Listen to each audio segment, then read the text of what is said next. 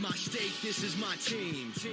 You know what that means. This is for the black and blue that I bleed. This is for the chance to bring home that ring. But everybody gonna doubt this. So far there ain't been another way around it. We bring heat to the game each week. They just say we ain't got what it takes, we ain't bout it.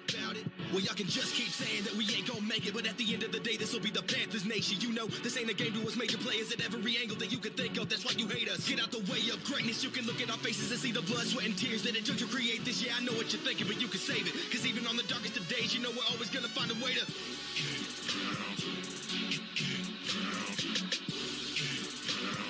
tell them what we gonna do, we gotta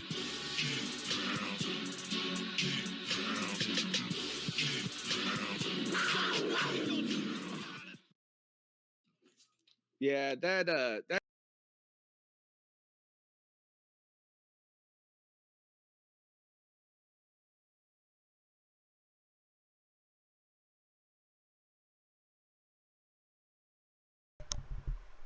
Turn on that mic for YouTube. What's going on, y'all? What's good? Hey. Give me just 1 second. I gotta do something real quick.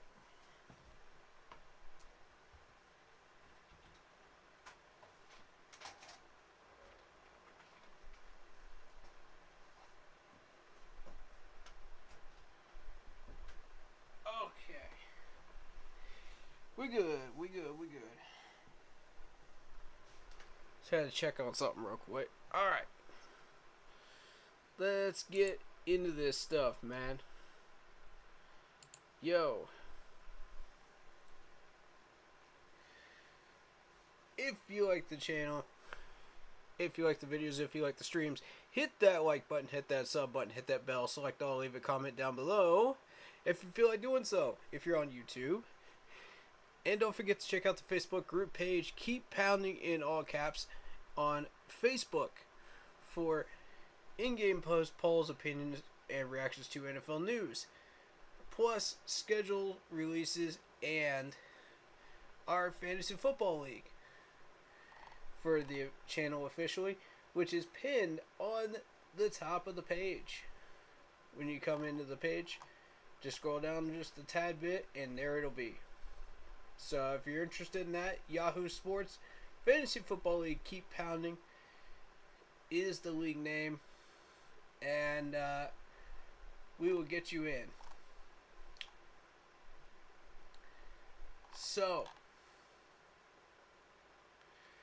those Yahoo Sports Fantasy Football Leagues are free. There is no reward right now. So as of right now, there isn't. But, yeah, come check it out if you're into that. We need about 5 people to draft, I think, officially. Either 5 or 6. I'm not sure. 100% certain on that. I'll have to double check.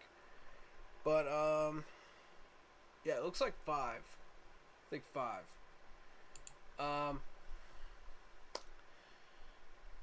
As of currently, there is plenty of room, so free for all, anybody that wants to join. Plenty of room. We're still looking for enough people, so.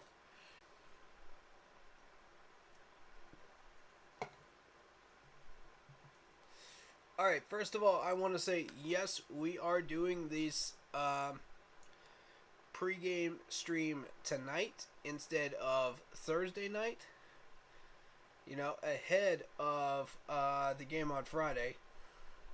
I wanted to get the stream out here and done with because I will be up in North Carolina for a good part of the rest of the week. So I wanted to knock this stream out and talk about anybody that you guys want to talk about prior to the Friday game.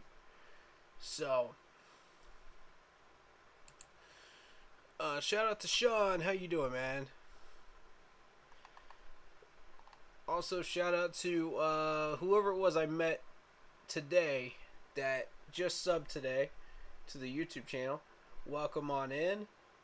And, you know, welcome to the family, man. Welcome to the crew.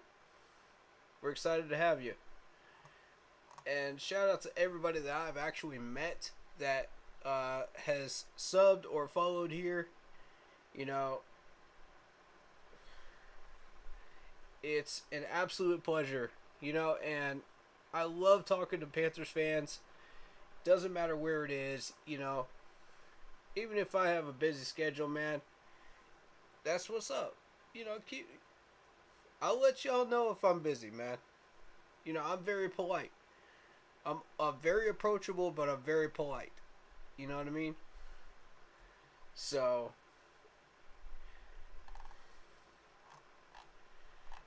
don't even worry about coming up and saying hi. Even if I'm in a grocery store and I'm getting some groceries, man, just come up and say hi. You don't know. You don't know, man. I love talking to Panthers fans, bro. I love it. Especially people that aren't followers and subs here, man. I love promoting the channel to new people, so, feel free to send them our direction, man. Even if you're not sure if they may want to join us or not, send them to me in PM, man. I'll talk to them.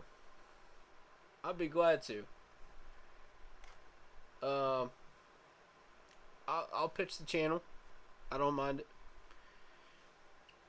But for those that are new, welcome on in. This is a free channel. Our goal here is to educate on the team as well as football in general for anyone that's new to the sport. So, we welcome in all 32 team fans, and we're realistic here. We give credit where it's due. We give tough love where it's needed. But all in the interest of helping to encourage these players to grow and to get better and to make a bigger impact and make this team better as a whole. So, and this franchise better as a whole. So,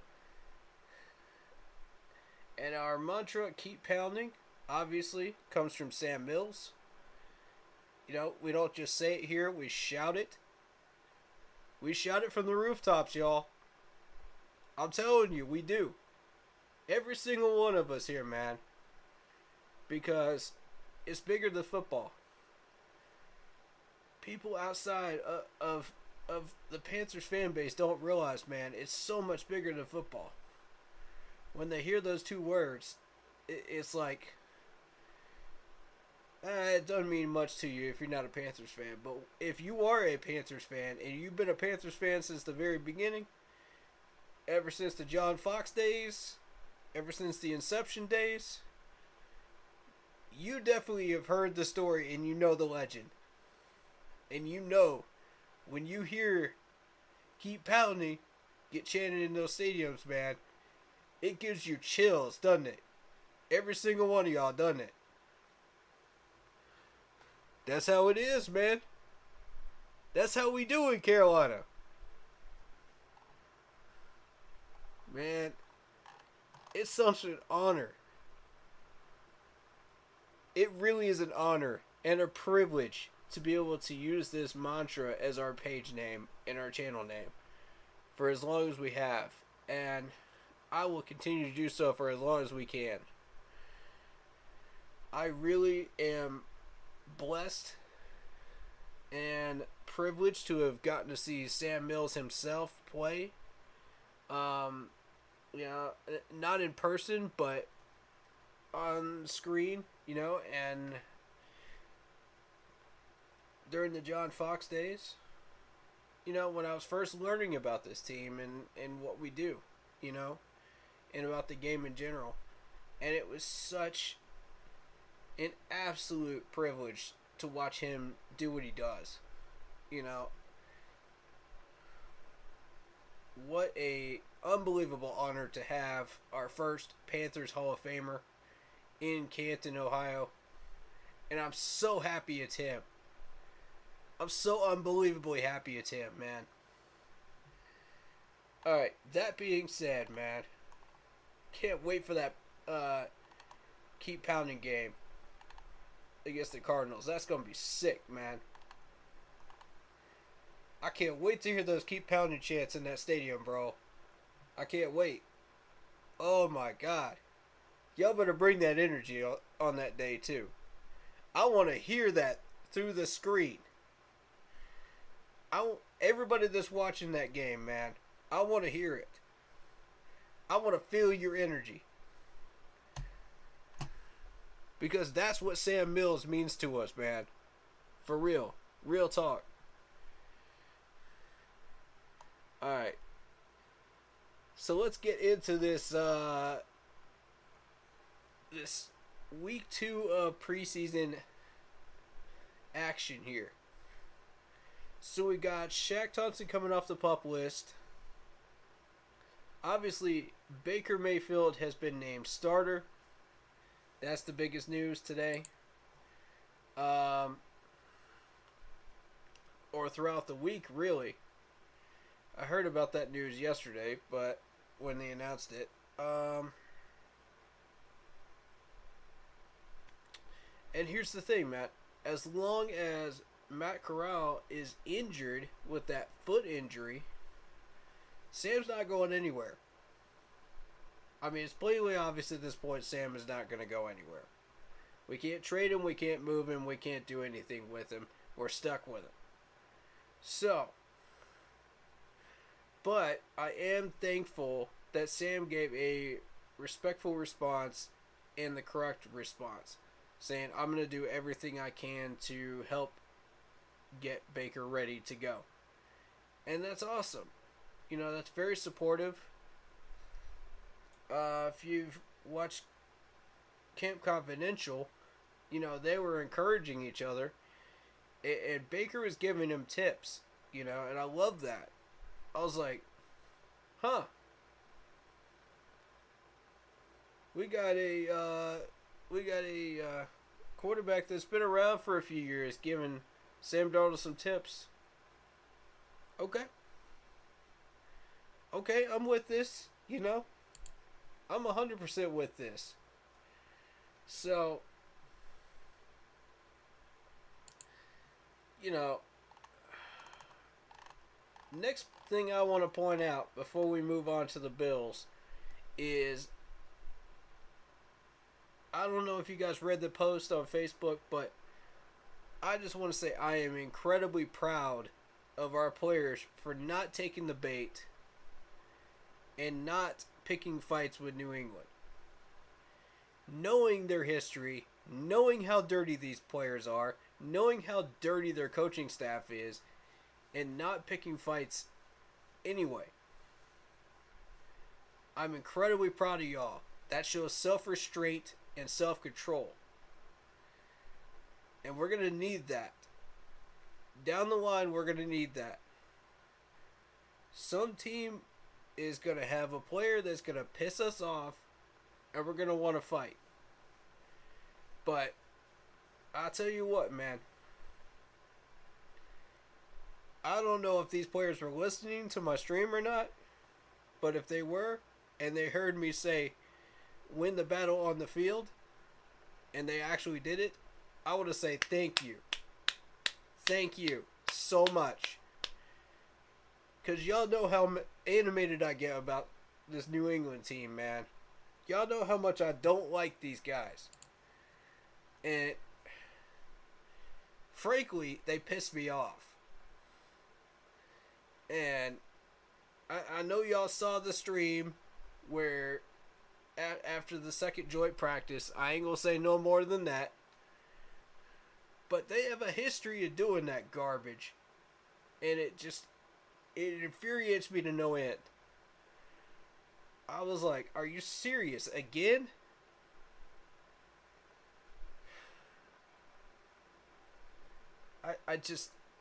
I don't like it when other players from New England or Dallas or sometimes even Philadelphia pick fights with our players just to try to injure them so we can't use that player throughout the rest of the season, knowing that player has an injury history.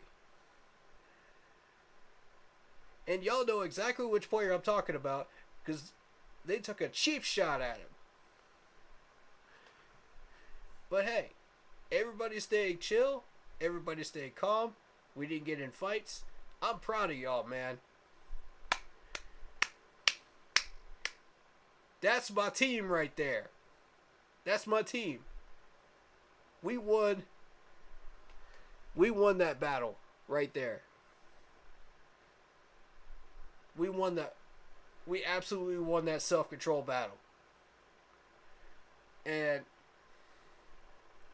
even though we didn't win that game, we won the self-control battle, and that's more important.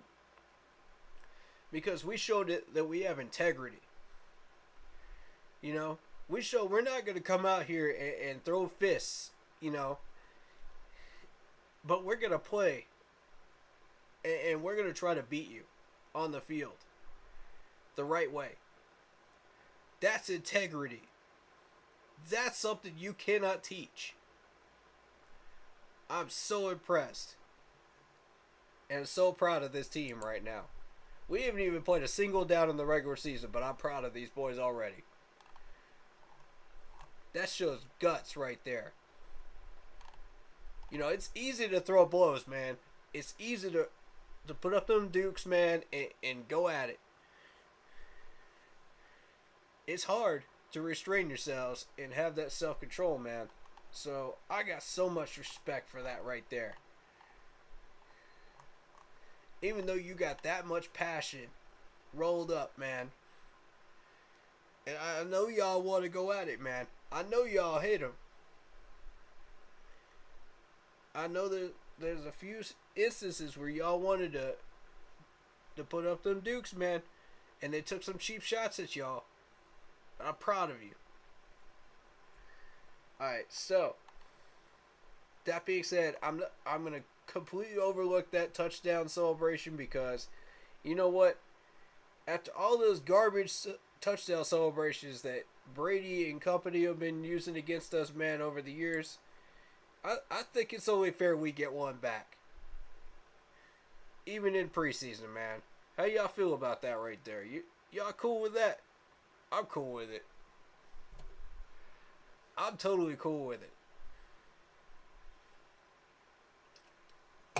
Alright. Glad you're doing good, Sean. How you doing, man? What's up, Lock Poppy? Up in the building again. This man is always in my streams, man. Shout out to this dude, man. That's what's up. But, yeah. Let's talk about this next topic, which is Steve Smith is endorsing Baker Mayfield right now, which I'm completely all for that right now. And this is coming from the man that at first was just like, you know, I don't. I'm gonna throw Baker under the bus. I'm gonna say this and I'm gonna say that. But you know what?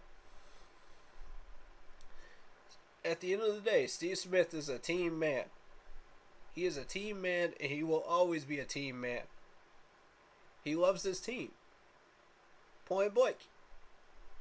He loves this team, and he will always love this team. That's why I always got respect for the GOAT, man. I always got respect for the 89. And the fact that he has kind of mellowed out and said, I'm going to support Baker. I'm going to support whoever we have as quarterback, man. Even though I'm like, well, we probably shouldn't have made that move. We probably shouldn't have done this. We probably shouldn't have done that. But I'm still going to support my starting quarterback anyway. That's Steve Smith, man. That's the GOAT. That's who he is. That's who he's always going to be. And you shouldn't expect anything less. You know, I love Steve Smith for that right there. And shout out to him, man. We miss having him in a uniform, bro. For real. Even as crazy as this wide receiver room is right now, I still miss having him in a uniform, man. It just does this team so much good. To see him prowling these sidelines, watching this team, you know, giving advice to DJ, you know, giving support to the coaching staff, whatever he does, man. And it does my heart good as a Panthers fan. And I'm sure it does the same for you. Alright,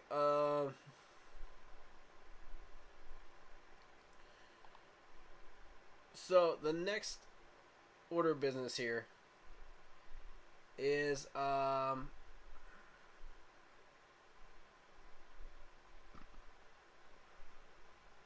I've heard it said on multiple platforms that the Patriots actually played their starters well into the second quarter of that game last week.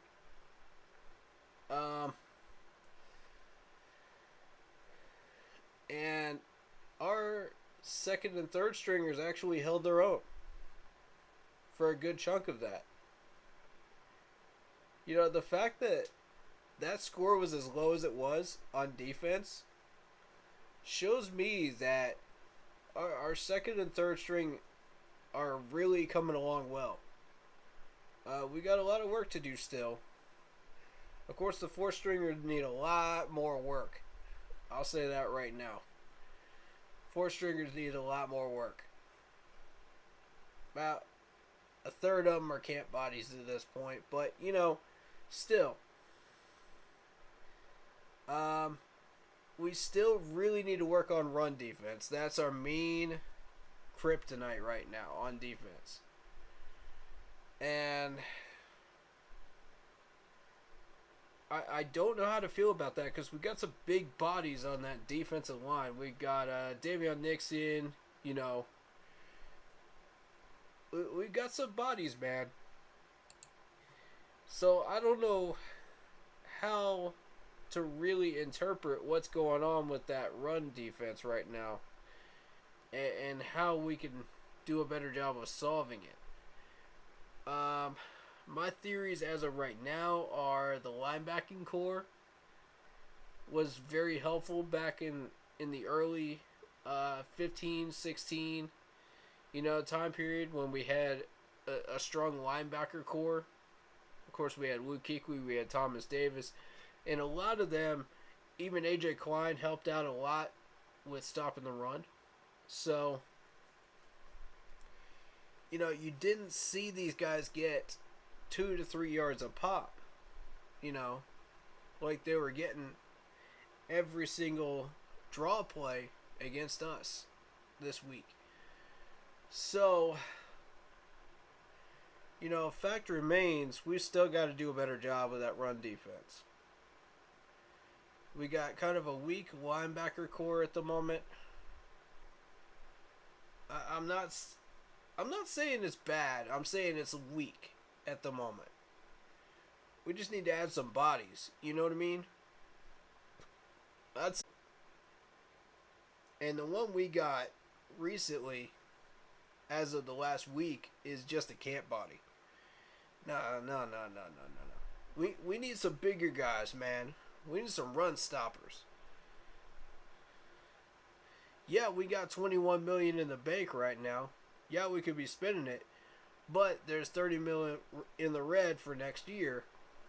So, you know, my question is, where do we go with this? I can guarantee you at least one of our picks in the next draft is going to be a linebacker in one of the first 3 rounds. I don't know which round it's going to be, but I can tell you it's going to be one of those 3. Because we are desperately going to be needing a linebacker at that point for depth. And I'm hoping it'll be a solid one.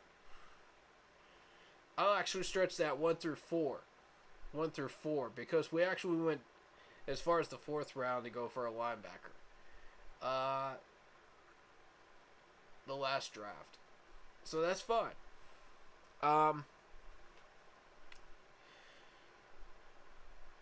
Scott Fitterer believes we need a pass rusher.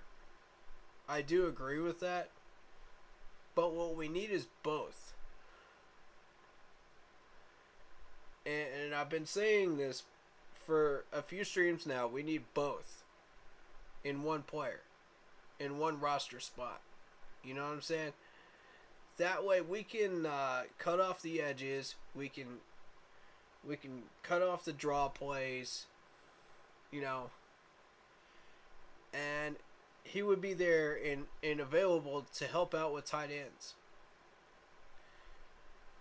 I'm not saying that we need another Luke Kuechly, although that would be amazing if we could get somebody like that.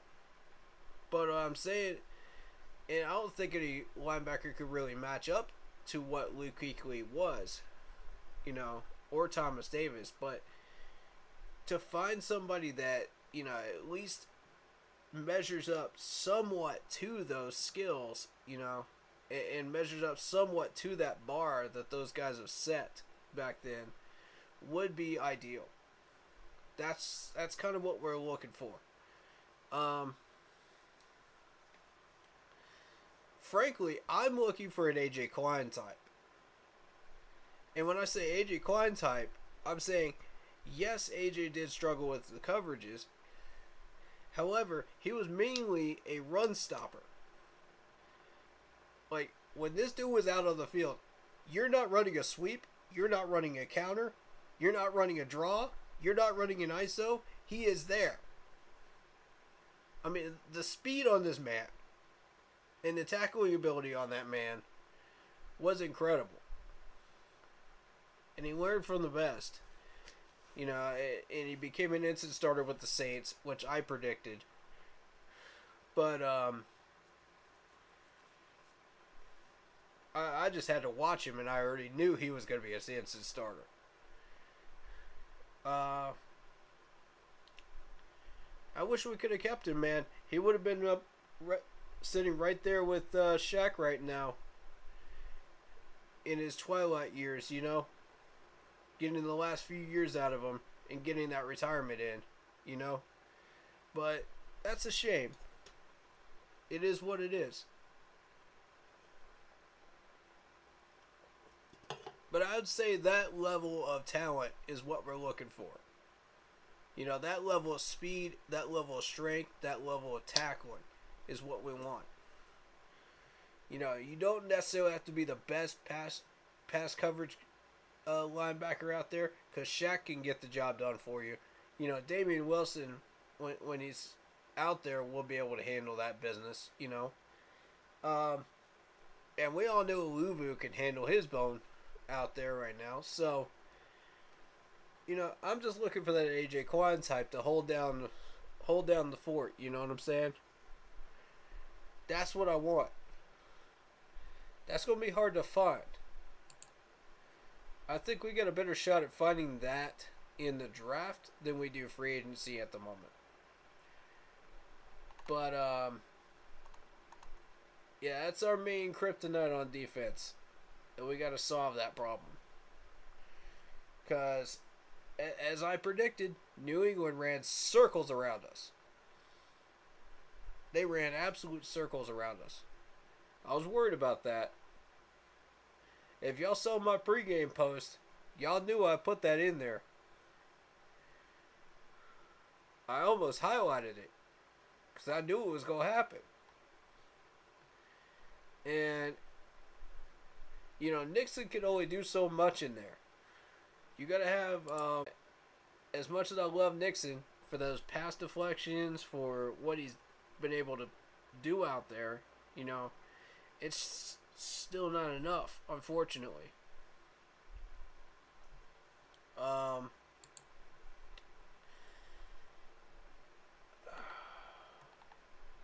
If we could force that ball into the secondary, where our strength is, I think we're doing pretty doggone well at that point. That's what we're trying to do. And to do that, you got to have pass rushers, you got to have run stoppers. And we have neither. So, that's the only thing keeping us from a top 10 run on the defensive side. As far as defensive goes, rankings-wise. Offensively, we're getting back to the quarterback situation here with Baker Mayfield named starter.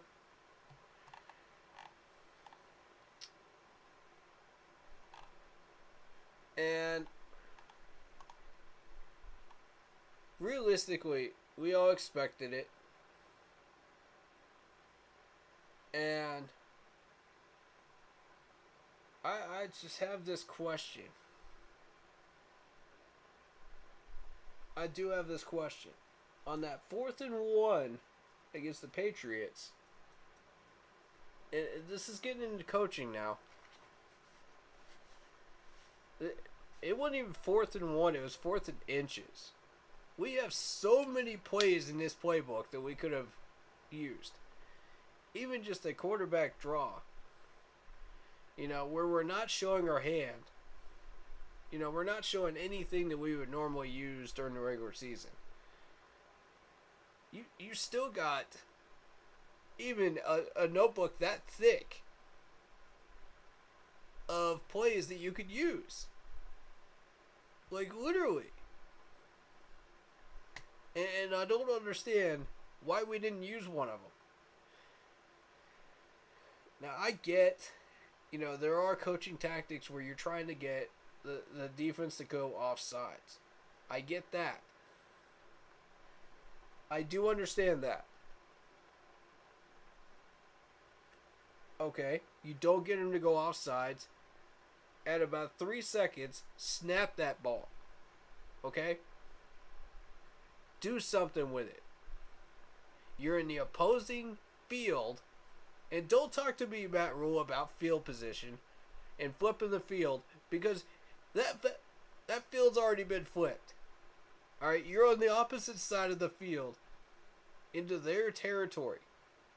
Why do you need to flip the field? It's a 4th and inches. Just go for it, bro. Like, I don't understand it.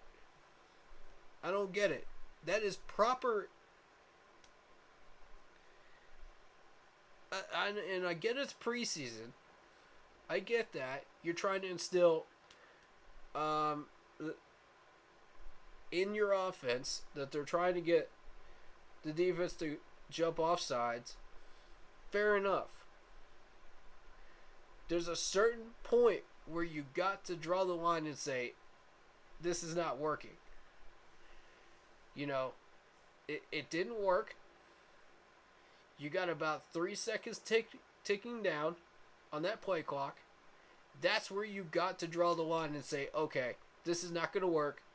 We've got to snap this thing. I mean, come on. It's common sense in the NFL.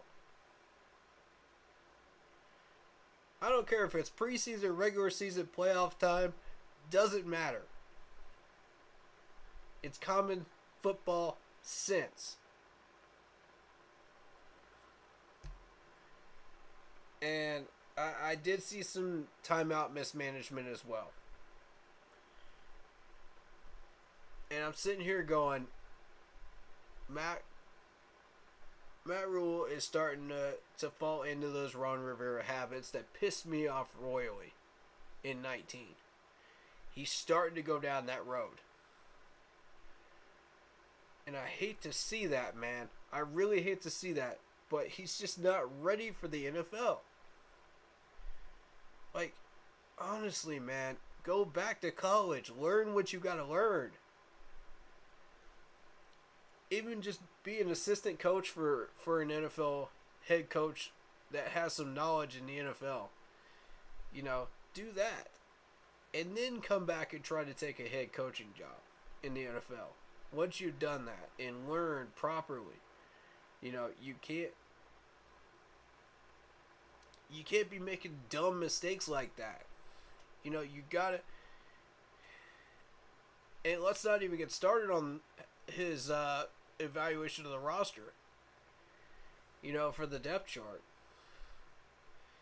Go learn that stuff too. I'm trying to help you, Matt Rule, because I know you're a good guy. I'm not mad at you. I'm just mad at the things that you're doing, bro, because you're not ready.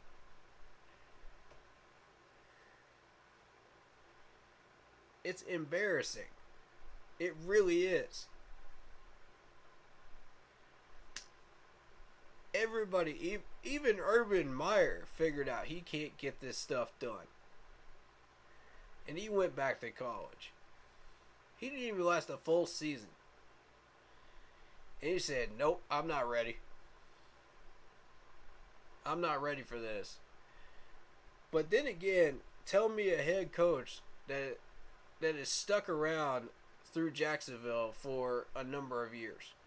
Head coaches. So, it's not unusual to see Urban Meyer get kicked. It didn't surprise me. But the fact that Matt Rule is still here with all of the things that he's done that are not NFL level coaching, it is shocking to me. It's absolutely shocking. I've never seen a head coach last this long doing the things he's doing. It amazes me. But I just had to get that off my chest, man.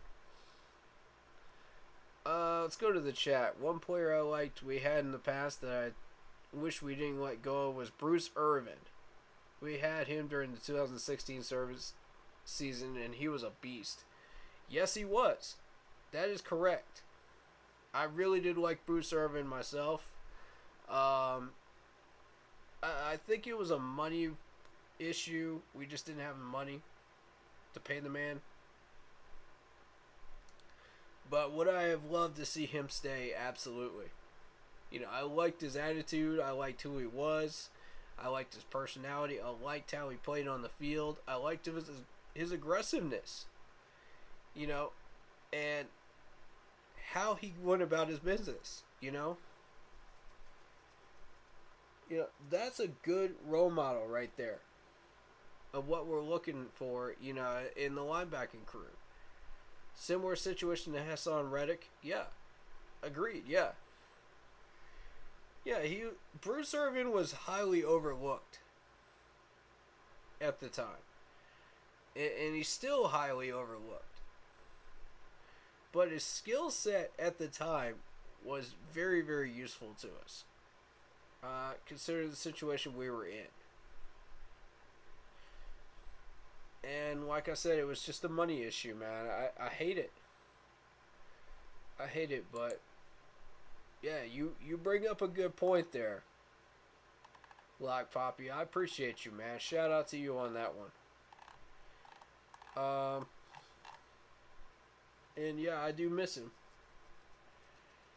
Alright, give me 1 second. And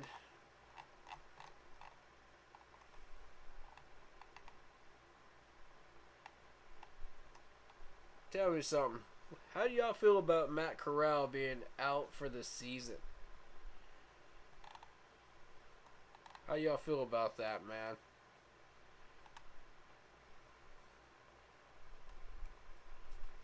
I mean, that is just nuts, man.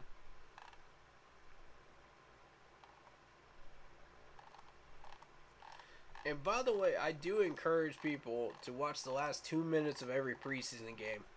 And there's a reason for it, because in the last 2 minutes of every preseason game, somebody shows up. Somebody always shows up.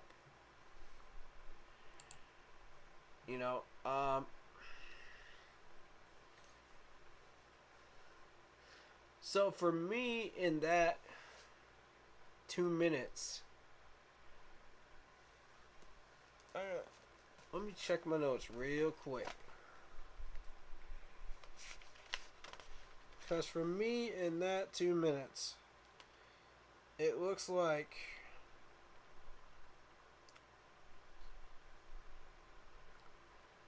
Wright. Wright was the player I was trying to think of. The wide receiver Wright. He caught my attention. And it was a big pass down the middle. Nobody around him. and he got yards after the catch on the play. And I was like, good for this guy, man. You know, when you're talking the Panthers wide receiver depth chart right now, you know, you're not looking at it. You're not looking at this guy at all. He's a camp body. He's not even on the depth chart, really. Oh, yeah, there he is. Derek Wright. 4-stringer. You know, you got Higgins, you got Kirkwood, you got TMJ, you got Shi Smith. You got all these wide receivers just balling out. Even CJ balling out. Even Rambo caught one. I mean, come on. And Rambo hasn't been doing that much this training camp. I haven't seen him that much. But Derek Wright comes out and just runs this excellent route. You know, a post route in the middle of the field, wide open, and catches this thing and gets yards after the catch. And I'm thinking, yes, sir. Yes, sir. That's what I'm talking about when I say there's at least one player every 2 minutes of every fourth quarter preseason game that balls out. Every time. That's my dude right there. That is my choice of who balled out. And there weren't many to choose from during that Patriots game. I'll tell you that because PJ, for lack of a better description, really screwed us up. But we've already covered that. But yeah, Wright, excellent job, man. Shout out to this dude, man, who has been very, very quiet during training camp. But when he made his big play, he made his big play. And I love it. I absolutely love it. And Rambo as well. That one big catch from Rambo. You know, it may not look like much, but when guys like that start to contribute, you know, in the fourth quarter, nobody notices them because nobody watches these fourth quarters, you know, so they think, well, these are just camp bodies, man. You know,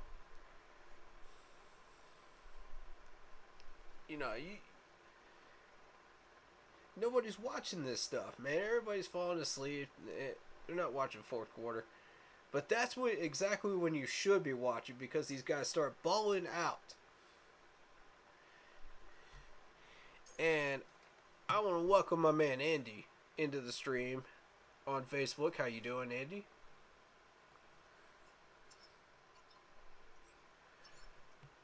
You there, buddy? Alright. But yeah, that's exactly when you start to notice these players, though. And, are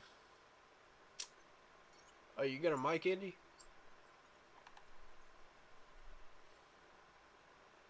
I guess not. Alright.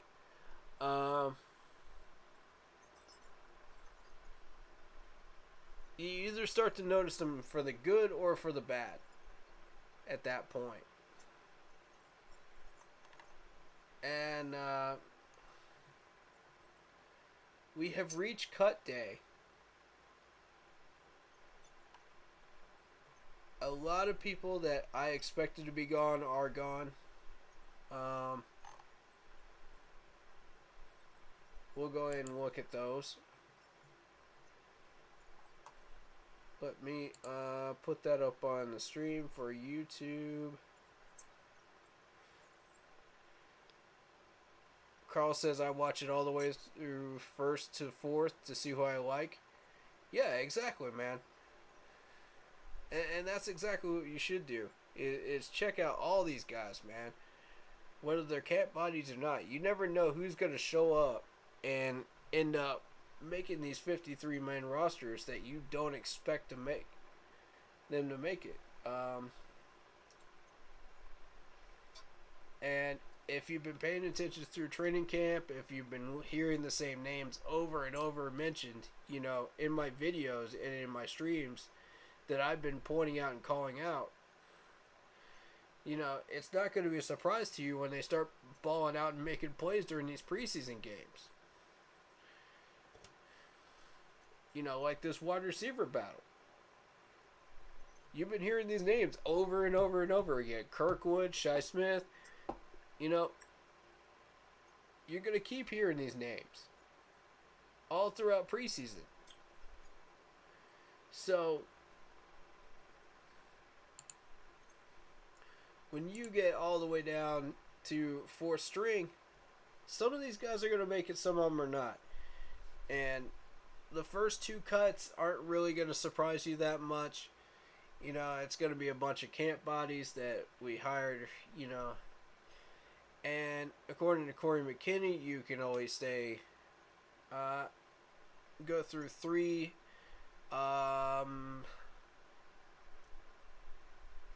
years of practice squad. I think it was practice squad. Or was it training camp? And then you're done. You know, so that's why it's so critical for these guys. And when you see these guys' names 2 or 3 years in a row, you think, uh-oh.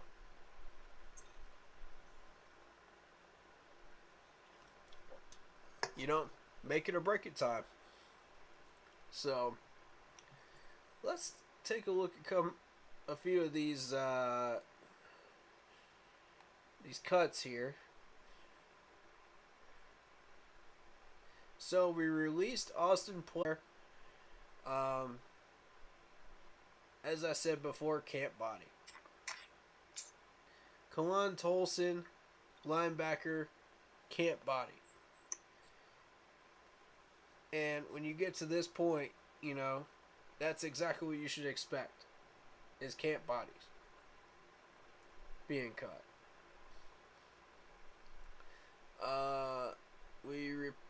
We placed Mcloud and Duke Dawson on the IR. And that's a shame. Duke Dawson, we just got him like 2 weeks ago. And he's already on the IR. We waived tight end Jared Scott, camp body. Assigned Kalon Tolson to injured reserve. Okay, so that must have been an injury settlement with Tolson. I'm not sure what's going on there. How do you release him on the 17th but put him on the IR on the 18th? That doesn't make any sense to me. I don't know. Anybody get an answer on that one? Because I don't know. That's a weird one for me.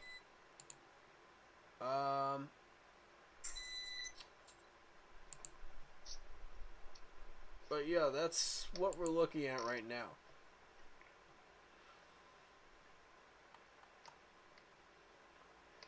And Spencer Brown is questionable. Which really scared me, man. When I saw him get stretchered out, I was like, oh, no, not Spencer, man. Come on. Because Spencer was having such a great preseason and camp and just rocking and rolling on. You know, I hate that for him. So, hopefully his ankle heals up and he'll be okay. But unfortunately, he was unable to return to that game. And that was a shame. So,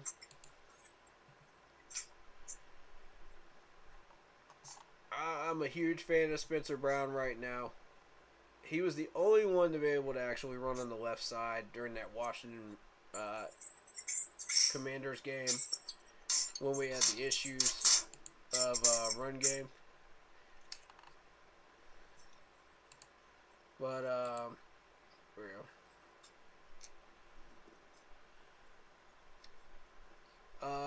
That's hilariously stupid. What's hilariously stupid, Luck Poppy? What's up, man? Oh, the transactions page? Is that what you mean?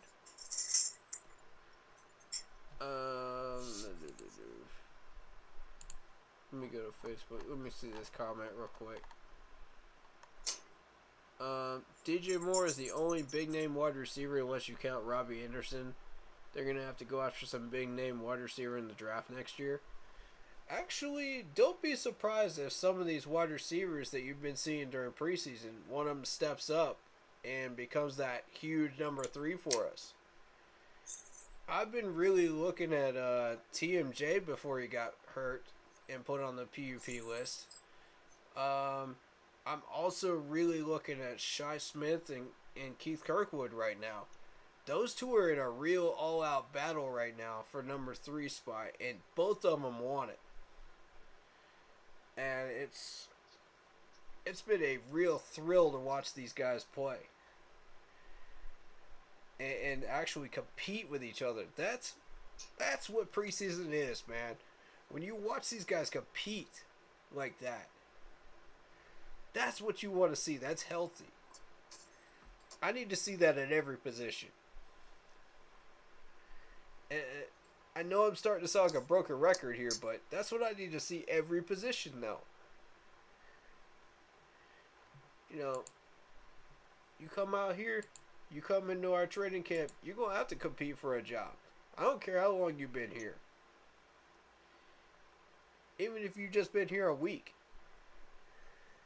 You know, even if you've been here for like 3, 4, 5 years, you're still competing for a spot. Whether it be starter, second, wherever it may be, you were competing. All right, so when I look at this wide receiver core, I see a monstrous group, man. I see a group that if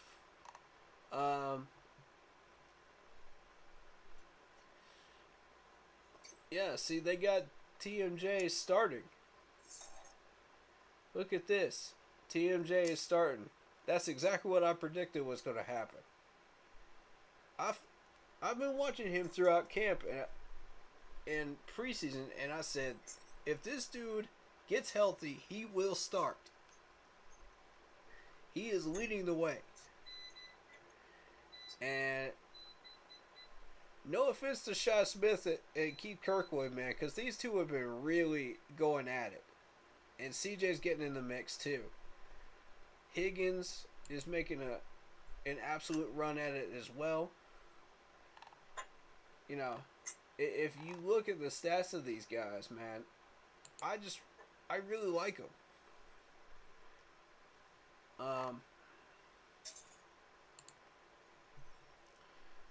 Matter of fact, I'm gonna run through a couple of these stats from this last game for you guys for the wide receivers.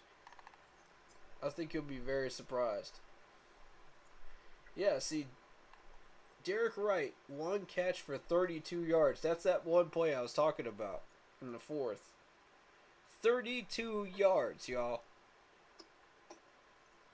That's balling out. That's yards after the catch right there. That's how you get yourself in the mix. And let me see, box score. That's what I want. But yeah, shout out to that defense, man. They held New England scoreless for like a quarter and a half of that first half and did an excellent job.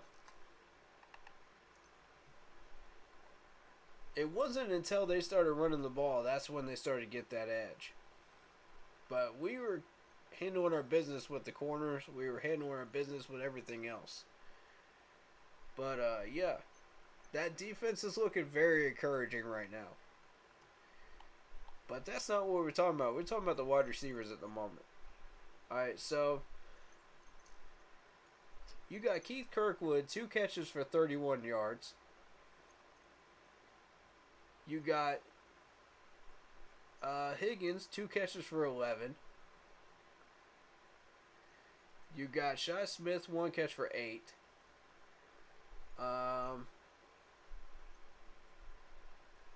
And you got Shi Smith, 1 catch for 8.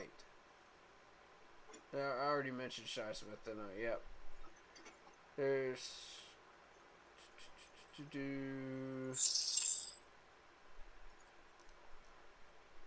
Okay. But those are your main guys. And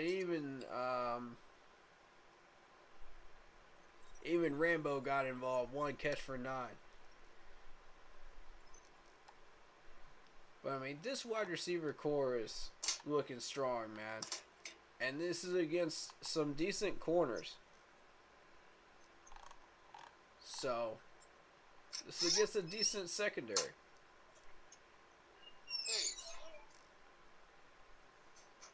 Alright,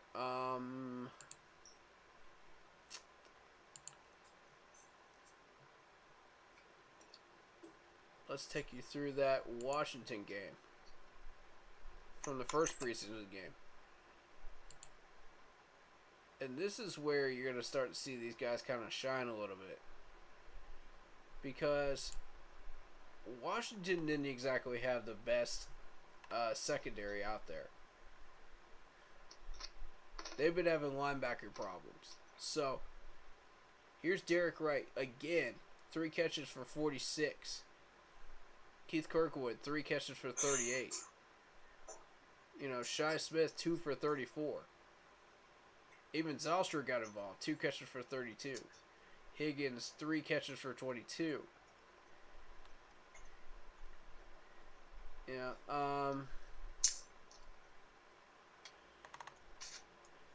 but I mean, clearly, if you insert TMJ in there, that's a battle. That's a real battle. I like it. These guys are going at it, man. For sure. And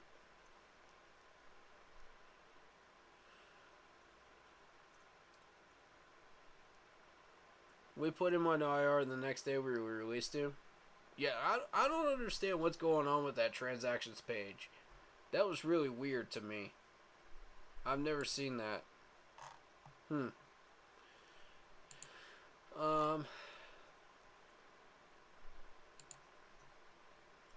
We'll look at that again. I just want to make sure I'm reading this right. Okay, we released 2 players on Monday. We did activate Shaq from the PUP.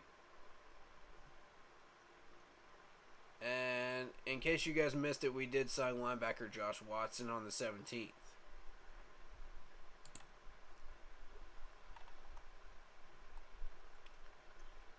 But yeah, Austin Pleasance and Kawan Tolson were camp bodies. So realistically, it doesn't matter what happens with Tolson. Even if the transactions page says that we put him on IR, doesn't matter.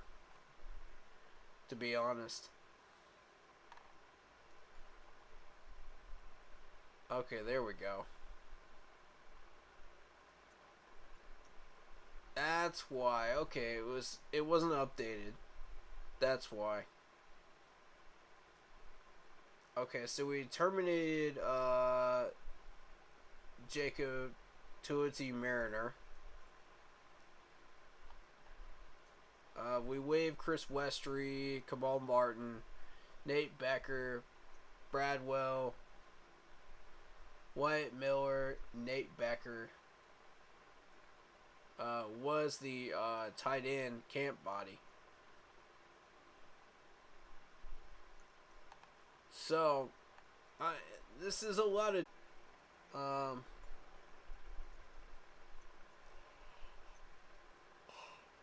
Excuse me. Wasn't Jared Scott on our practice squad at one point? I seem to remember that name from last year. He's a tight end. That name seems familiar. Okay.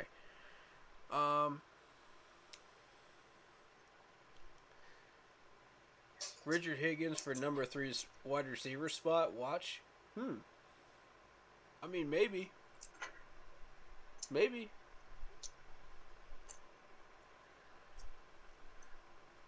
It's still wide open at this point. As long as TMJ is healthy, though, I think he's got it. But Higgins and Shy Smith, and Kirkwood are all battling. So we'll see how that rolls out. Especially since Baker's starting. Yeah, that's true. Baker does have a soft spot for Higgins. I have noticed that. That seems to be one of his favorite targets. I haven't seen him throw it that much to Shy Smith when the two have been on the field at the same time. He does like Kirkwood, but Higgins seems to be his favorite target. That is true, Locke. I'll give you credit for that one. Hey.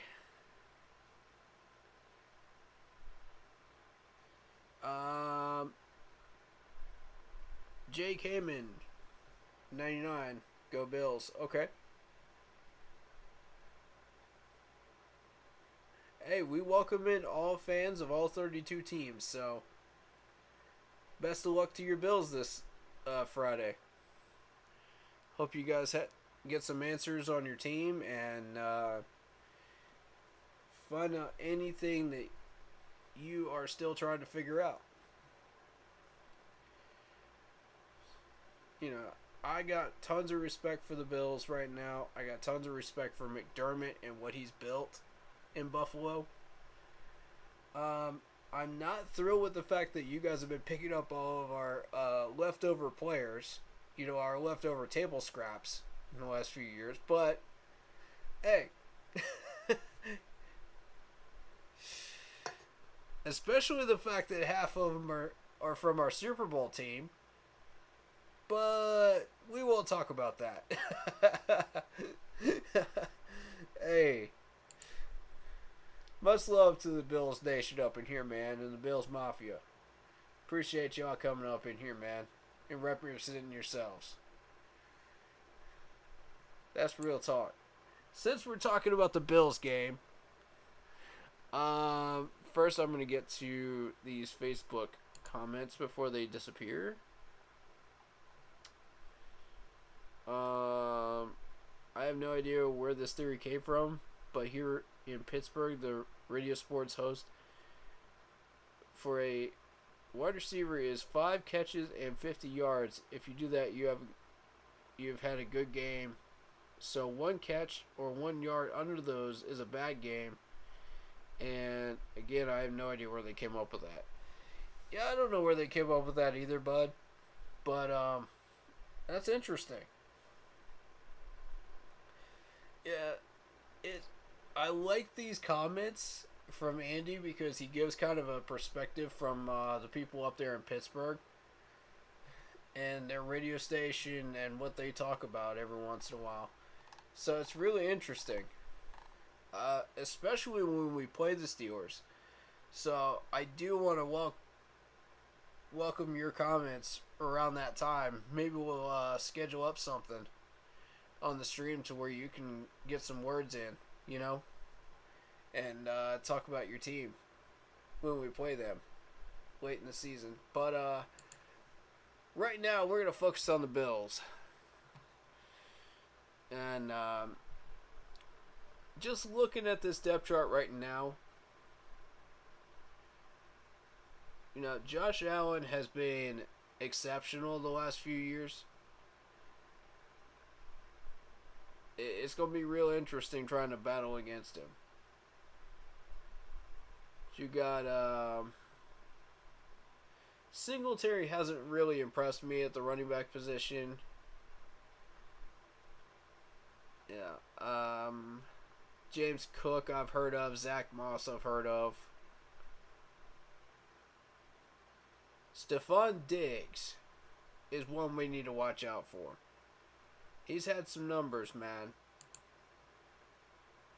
And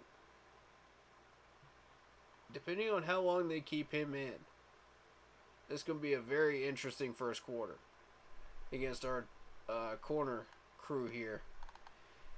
And mind you, the Bills put up 42 points against the Broncos last week. Now, yes, it is the Broncos. Keep that in mind. But this offense looks pretty spicy, though, for Buffalo.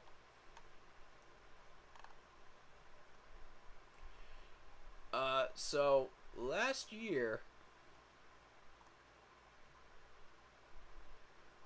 Stephon Diggs recorded 103 receptions out of 164 targets, 1,225 yards, 10 touchdowns, average of 11.9.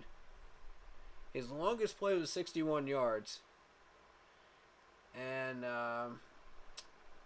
66 receiving first downs with only one fumble. I mean, that's a heck of a year for a guy like that. So he's got speed.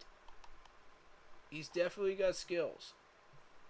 And you don't want to leave him open for too long, or he will hurt you.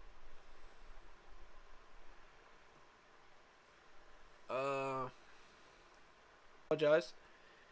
And you see, it's my team, Steelers now. That's an insult. Well, I tell people I have two favorite teams, Seahawks and whoever played the Seahawks. And I follow the Panthers and I keep up with them for my 13-year-old son. my bad, man. My bad. Hey, but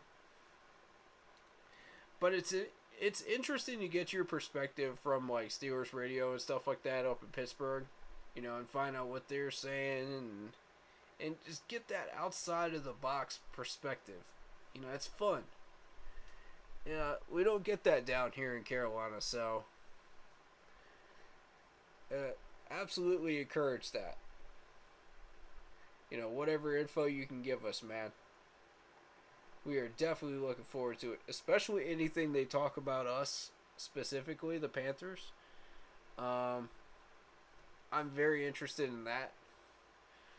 But I do keep up with all 32 teams, so I am very interested to see what people have to say about certain things.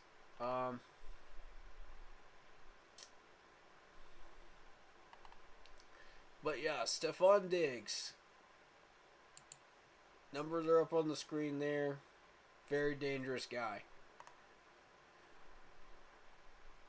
Jamison Crowder, you may not think of him as much of a wide receiver, but he can make some people miss. He's got some moves. So I would watch out for Crowder when it comes to yards after the catch. Isaiah Mckenzie is another big name that I've noticed. And Mckenzie last year had 20 receptions, 178 yards, a touchdown, 8.9 average. And you may not think that's much, but he's kind of a quiet slot receiver that just gets the job done. You know? And he did have 2 fumbles. Keep that in mind. But he also played postseason. Alright. 4 catches for 48 yards during that postseason game. That postseason campaign. 2 touchdowns. Correction on that. 2 receiving first downs by mistake. But yeah, the dude was busy. He was very busy.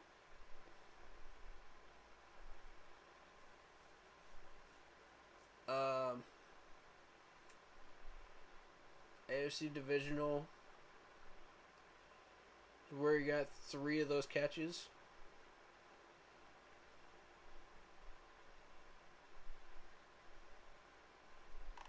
Alright, so yeah, Isaiah Mckenzie is a 5'8", 173 wide receiver from Georgia. He's a round 5 pick, surprisingly, from Denver. I thought he'd be a little higher than that. But that was 17 draft. Yeah, it doesn't really surprise me. Wide receivers went deep in the 17 draft. I remember that. So,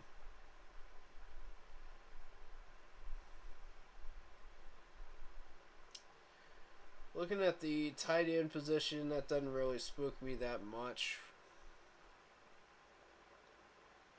You know, you're looking at Dawson Knox, O.J. Howard, Tommy Sweeney.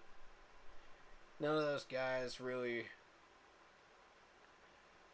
you know, I don't know. They don't really register on the bar for me. So looking at the offensive line for Buffalo, you got Greg Van Roten on the second string at left guard. That's the one that catches my attention.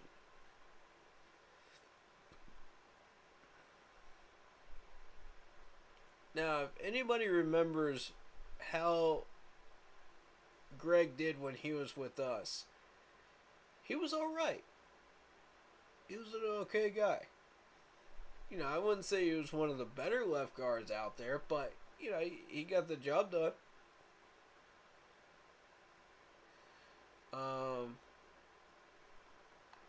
I didn't really call his name much for, like, penalties or anything like that, so, you know, it was more so he was just quietly getting the job done, but did allow some pass rushes, so do keep that in mind. If we can get any type of a pass rush, that's the time to try to do it, is against Greg.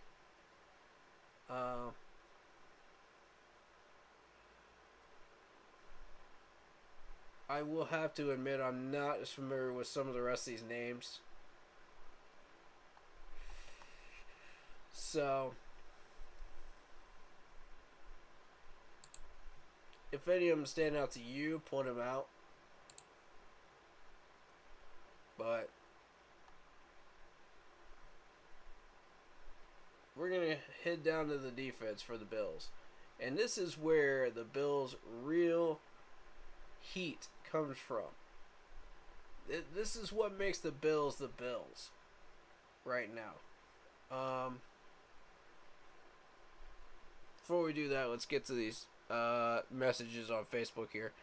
I forget the names, but I had heard them talking before how 2 Panthers assistant coaches came to the Steelers. I do remember one of them went to the Steelers. I don't remember who it was. So I do somewhat know what you're talking about there. Georgia, small wide receiver for a big name school, Taylor Gabriel, is 5'7", and Tariq Cohen is 5'6", 190. That's good. That's good right there. That's good info. And he's right. Gabriel Davis is actually starting for him. Funny you mentioned him.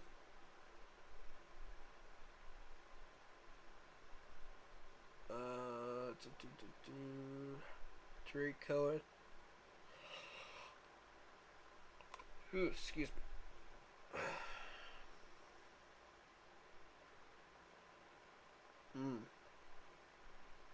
I don't see Cohen. Okay. Well, I will take your word for it.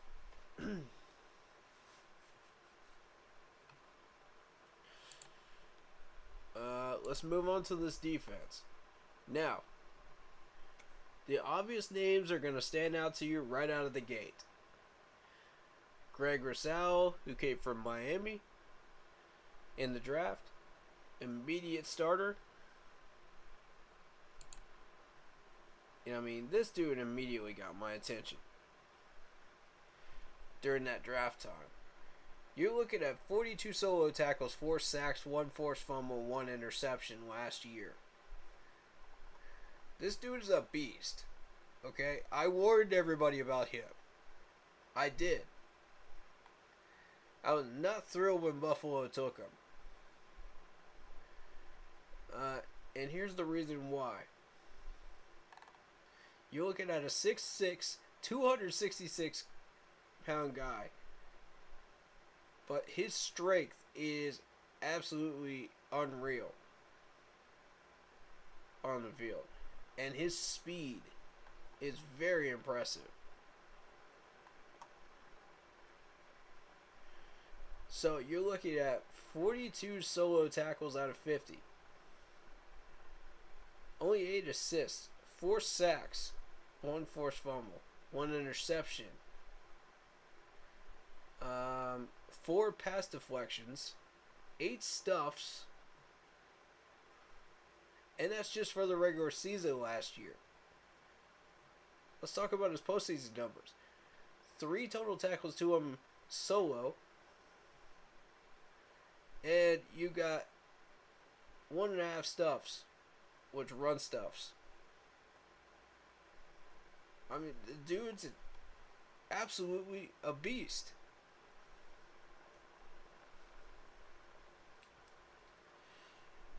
I was very, very concerned when I saw Buffalo took this guy. Because based on the rest of their depth chart at the time, I thought, oh no. All they needed was a pass rusher and a couple more pieces, and they were going to go on a Super Bowl run. Sure enough, they get Greg here. And I kid you not, I saw him on our board. He was available, and we didn't take him. And I thought, oh, y'all just dropped the ball. Y'all just dropped the ball. This is one of the best pass rushers I've seen in the last 3 years in that draft class, man. For real. Real talk. I've been watching him all the way through his Miami career, too. I knew exactly who he was when he ended up on that draft board. I've seen him terrorize some ACC teams. And I mean terrorize them. So, that's not a good thing that we're going to be seeing him all the way through the first quarter. Okay. Funny story about the Bills. The preacher who I have known for 27 years and tells me everyone Buffalo Bills is God's team. We got converted and became a Bills fan. Hey, nothing wrong with that. Nothing wrong with that. You can like other teams, but you just gotta love the Panthers first, man. You gotta love the Panthers first. That's how we roll around here, man. Who am I talking about that the Bills took, man? Greg Rousseau. And I'm not even 100% sure that's how you say his last name.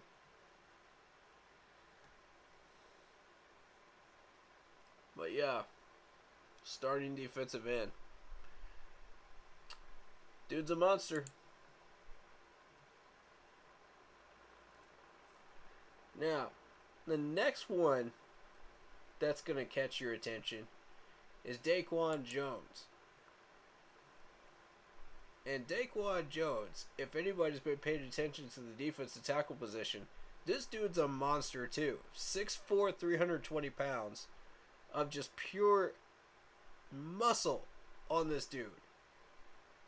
He was a round 4 pick for Tennessee, but I do remember watching a couple of years of him just play absolute ball out tackle, man, for Tennessee before he got taken by Buffalo in free agency. 19 solo tackles, 1 sack, 1 forced fumble last year. Now, yes, he does need help when it comes to tackling. He's got 19 assists, 19 solo tackles out of 38.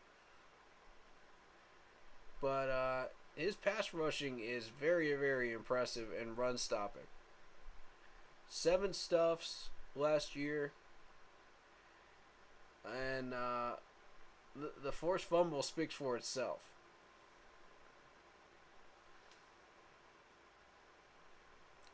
Over his whole career, and I'm not sure how many years he's been in the league, but 22 run stuffs.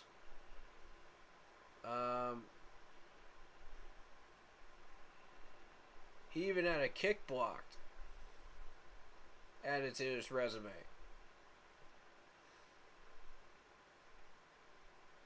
Three forced fumbles, 2 fumble recoveries over his career, 10 sacks over his career. So, yeah, he's been a big impact guy here. He averaged about 3 run stuffs in about 5 each of his last 5 games. So, not bad, man. He got one against Tampa twice. Buffalo, before he actually came to Buffalo. He got one there. So, yeah. Big monster of a guy. So we need to watch out for him.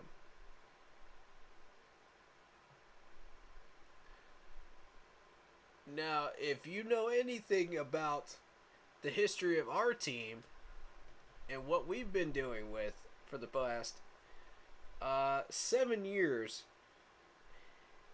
it realistically began with this man right here, Von Miller. Realistically, all our problems really started with this guy right here. 33 solo tackles, 9.5 sacks, 1 forced fumble last year. And if you know anything about Von Miller, you know that whatever team this dude ends up with is usually going to get a ring. There's no question about it. They're typically going to get a Lombardi. You followed him through Denver. You followed him through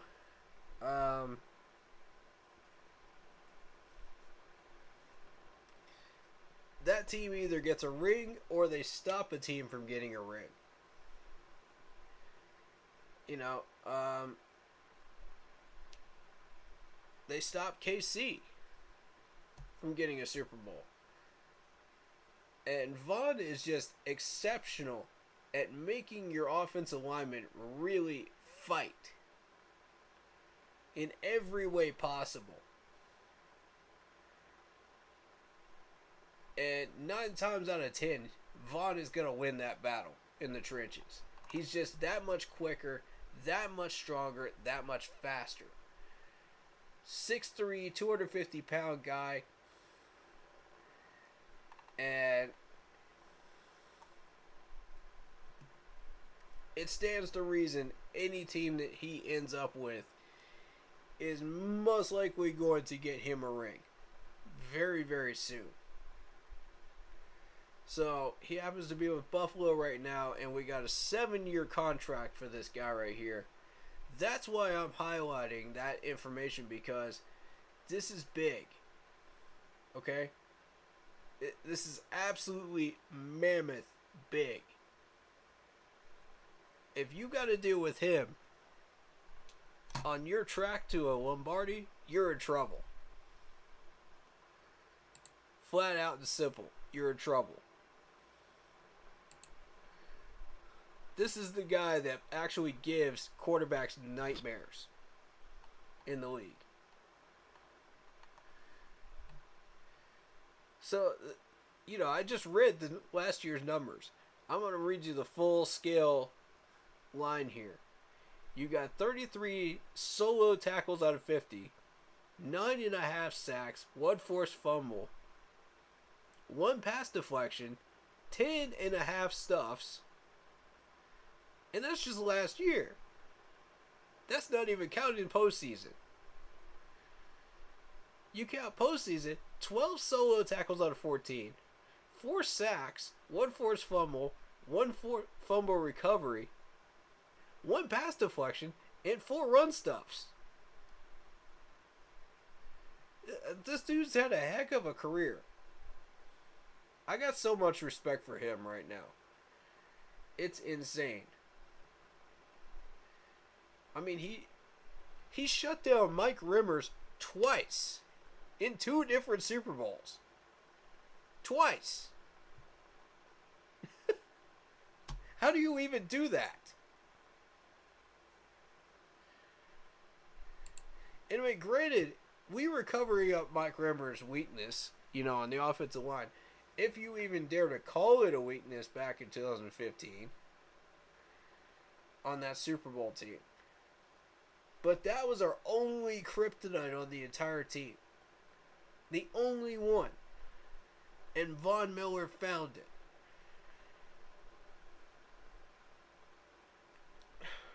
And I hate to bring back up old memories, but Von found that weakness. And he did it again with Kansas City. It cost Kansas City a trophy here recently. So, when I saw that Von Miller... Let me say this, man. When I saw that the Chiefs had picked up Mike Rimmers and they decided to start him in the playoffs, I thought, oh no. I was like, Andy, what are you doing? What in the world are you doing? You don't need Mike Rimmers. You don't want this dude. It's a revolving door. Sure enough, the Chiefs face Von Miller in the playoffs. In the Super Bowl, nonetheless. And they lose again. He loses again.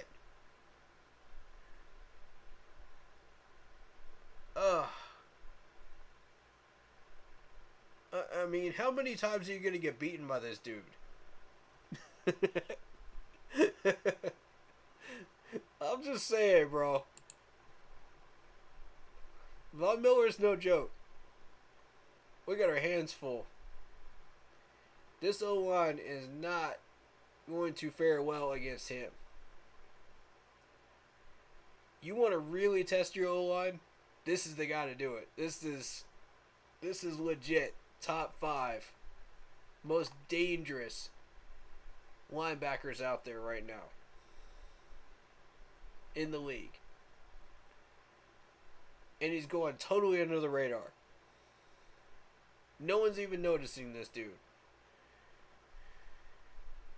Yeah, you hear his name all over sports media, but do you really know who he is and what he's capable of doing?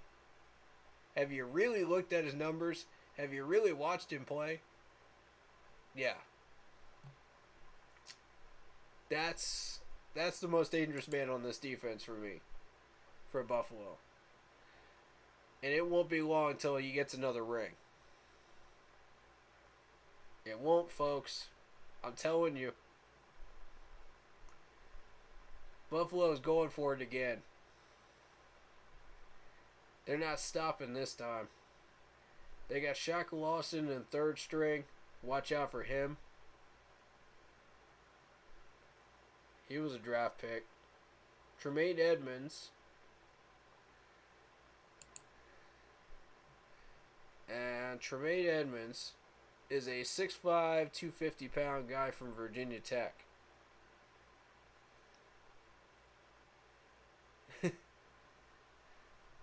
$50, not $5. Yeah. It was Super Bowl 50, man. But still. Same point, man. Wait, the Chiefs can't play the Broncos in the Super Bowl, right? They're both AFC teams, I thought. Yeah, but Von Miller was actually, he was with an NFC team at that point. When he faced KC for that Super Bowl.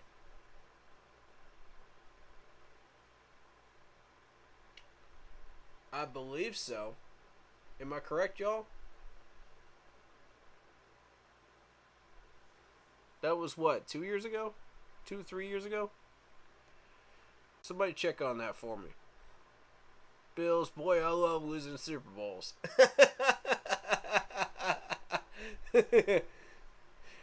Boy, oh boy. My dude Andy coming out here with some heat, man.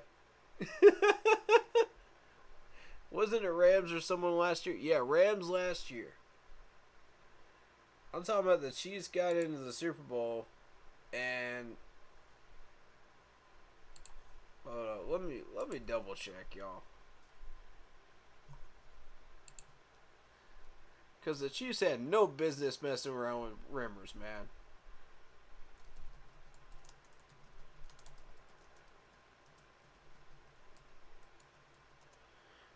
Alright, no.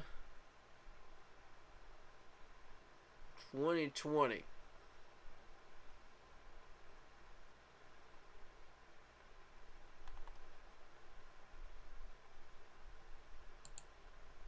Last 5 years. I know they won one Super Bowl here recently. I'm trying to think. But it was definitely Von Miller that exposed Rimmers twice in 2 different Super Bowls. I know that for a fact. I was watching, I was like, what in the world are they doing? That was the dumbest pickup I've ever seen the Chiefs make in the last 10 years. Anyway, man, we're talking about the Bills now. But yeah, watch out for that 7-year contract that Von Miller's got with Buffalo.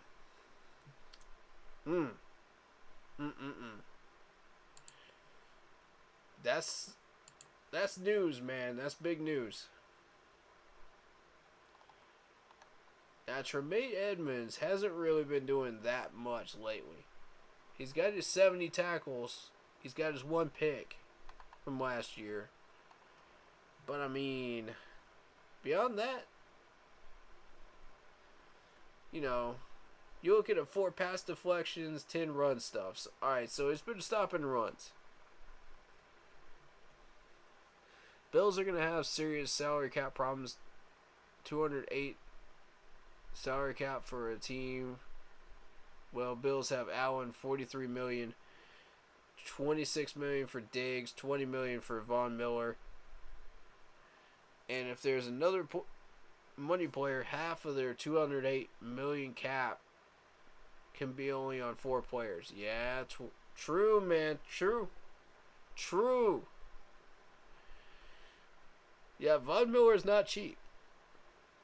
Von Miller is not cheap whatsoever. And that quarterback position is going up too. So I think it was the Bucs that exposed Rimmers the second time. But yeah, Von Miller definitely did it the first. Yep. Yeah, wasn't he with the Buccaneers? That's who it was. It was the Buccaneers. Thank you. Thank you, Carl. Yeah, it was the Buccaneers. Man, shoot. You think about Tom Brady. You think about Gronk and the Buccaneers offense at that point. And on the other side of the ball, you got Von Miller? Dog, you got a Lombardi sitting in your trophy case. I'm sorry, but there ain't no way. There ain't no way. There is no way you do not have a Lombardi sitting in your trophy case with all three of them players. It's impossible. It's impossible not to.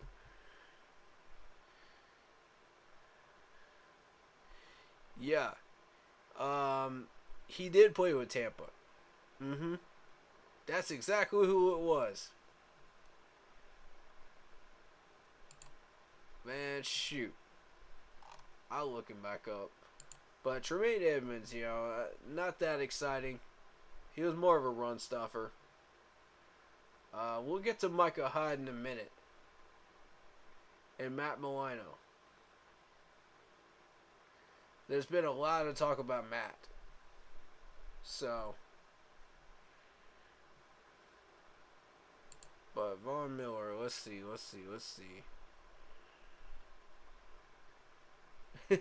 They did lose. Buffalo did lose the two Super Bowls in a row to Dallas. That's right. That's exactly right. I see this man doing his homework. I like this. I like this. But let's find out.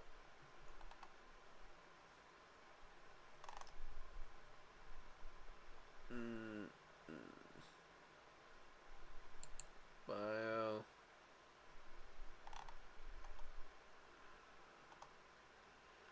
Okay, so he was with the Rams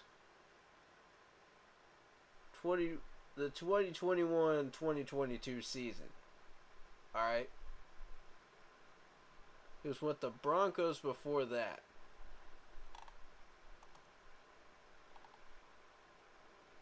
Okay, I stand corrected. I thought he was with. Let me Google this, man. This is gonna bug me.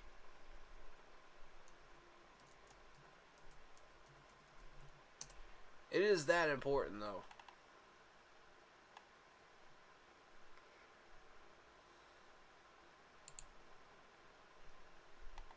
Okay, Rams, Broncos.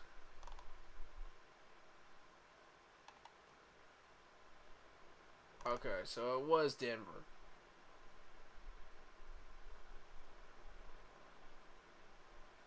It was Denver. I apologize, y'all. I got that one wrong.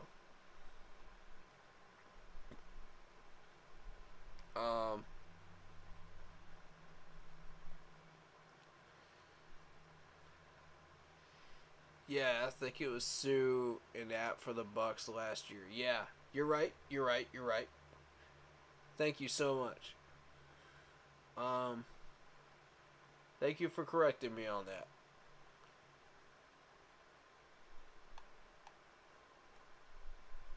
But if you notice, I've got Von Miller stats on my screen right now. You'll notice that these are double-digit sack numbers for 2014 through 2018. So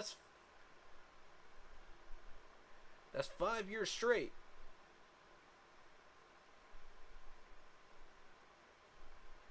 And an interception as well during 2018.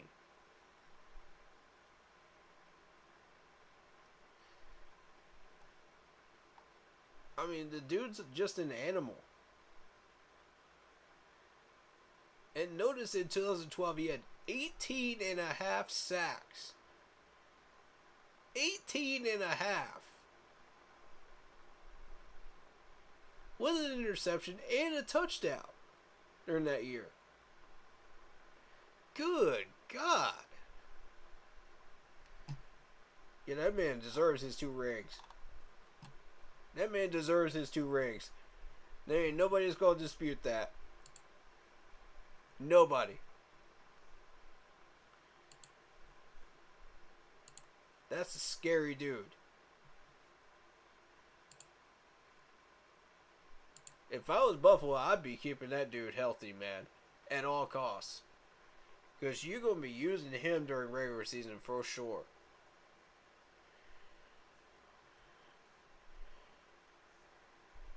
Plus the fact that he just had 2 years of almost double-digit sacks.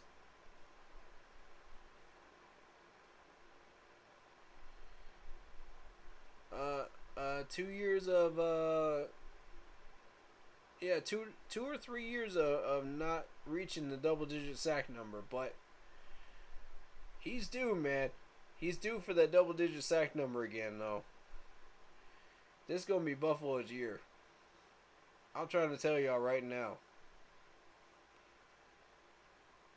They're gonna make a serious run. Y'all can count on it. They got that far last year, and they're already putting up 42 points in preseason? Man, get the heck out of here if you're telling me that Buffalo is not going to make a Super Bowl run this year. I want to look at Buffalo's record after this. Let's look at their record. Let's look at their schedule. 32 first downs. 510 total yards. Granted, this is against Denver, but still. 510 total yards.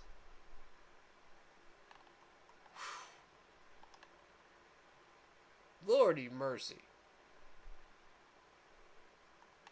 That's a nasty team right there.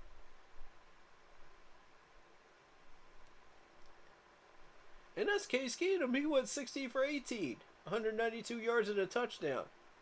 That's just Case Keenum. 5 carries, 58 yards. For the running backs? Dog. Don't even get me started on them wide receivers. Don't even... 7 for 8, Matt Barkley.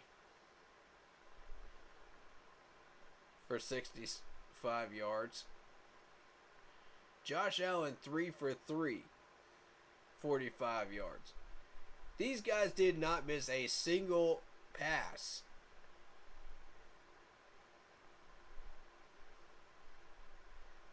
They were on target. All 3 of them had over 100 rating. Now, if they're all 3 doing that against Denver, what do you think they're going to do to us? Our corners, our secondary better be ready. That's all I can tell you. I'm telling you, suit up and be ready, corners. These guys are going to put the heat on y'all. This is not a joke. Okay? Look at this receiving core. There's 2 of them that had 2 touchdowns. Rushing. You got Zach Moss, you got Duke Johnson. And we all know what Duke Johnson can do. If you've been watching Duke Johnson, you already know what this dude can do. That's not a hidden secret right there. Everybody knows what he can do.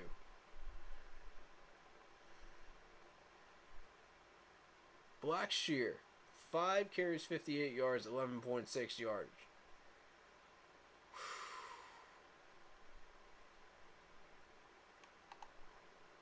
This is a nasty crew. This is nasty.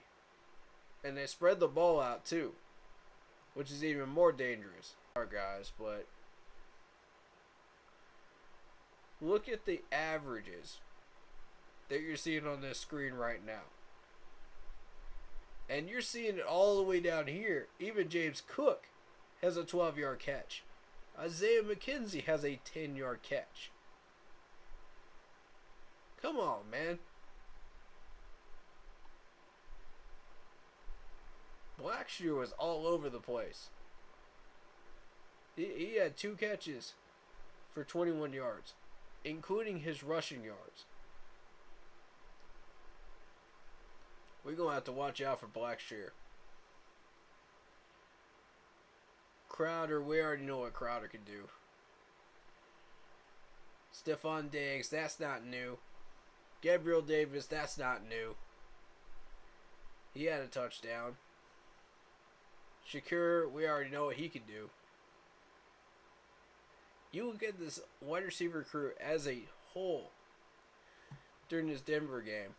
26 catches for 302 yards. 11.6 average as a whole wide receiver crew. 2 touchdowns out of 28 targets.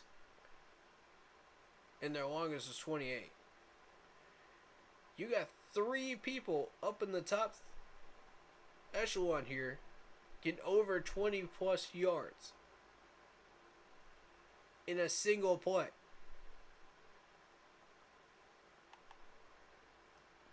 This wide receiver core ain't no joke. And we haven't even started on the defense yet.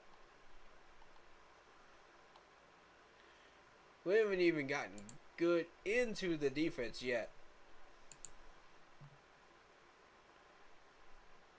I am not looking forward to this at all. I'm going to tell you that right now.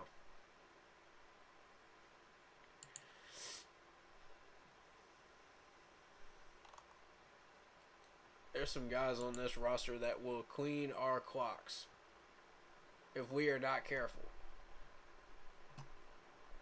And I've already mentioned 2 or 3 of them.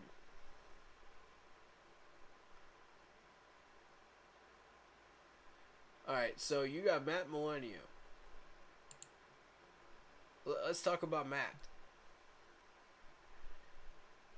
Now, normally, this name would not come up much.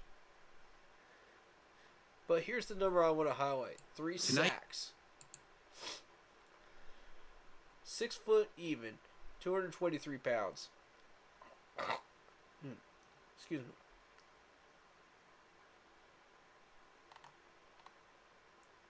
But, some people are aware of what this dude can do, some aren't. 86 total tackles last year. 3 sacks, 2 fumble recoveries. He's a big dude. 5 pass deflections, 14 run stuffs. And that's just last year. Postseason, you're talking 16 total tackles, 10 solo tackles. So yeah, the dude can handle himself. You got a pass deflection in the playoffs.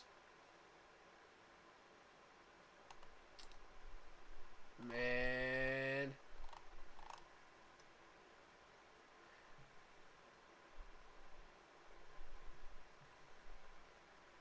I would not want to go up against this dude. Round 5 pick right here. That's a nasty round 5 pick. I mean, Buffalo knows what they're doing. I credit McDermott. He knows what he's doing when he starts picking these people, man. Real talk. Then you got let's not even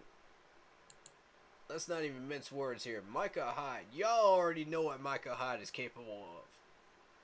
If you've been watching this dude in Green Bay, you already know what this dude can do.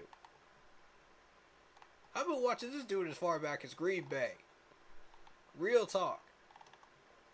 And he has not slowed down. He has just gotten even worse to deal with. He's gotten even nastier. 53 solo tackles, 1 forced fumble, 5 interceptions, 10 pass deflections last year. And that's just last year. Dude is a monster. He's one of the most respected safeties on my list, as a matter of fact.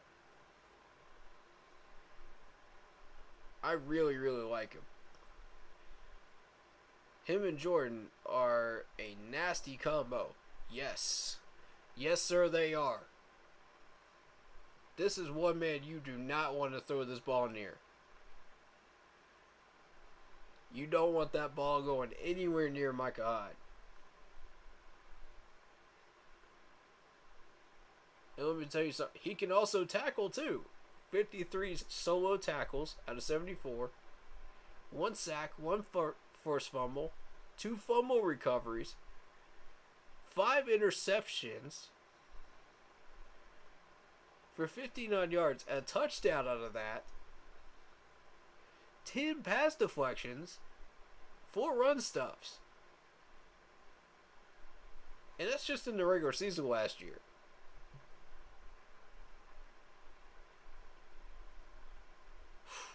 And that interception was against the Pats last year.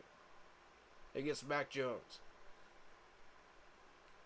Now, granted, Mac Jones has been throwing quite a bit of interceptions lately. But, still, that was one of the worst ones I've seen him throw. I did see it, by the way. Yeah, it was the one in the playoffs. Exactly. 6 total tackles. 4 of them solo. Again, proving he can handle himself. This is the playoffs. There's the 1 interception. But he also had the 5 in the regular season, too. Don't forget that. 1 pass deflection. And 1 long interception. So that was a really, really long interception.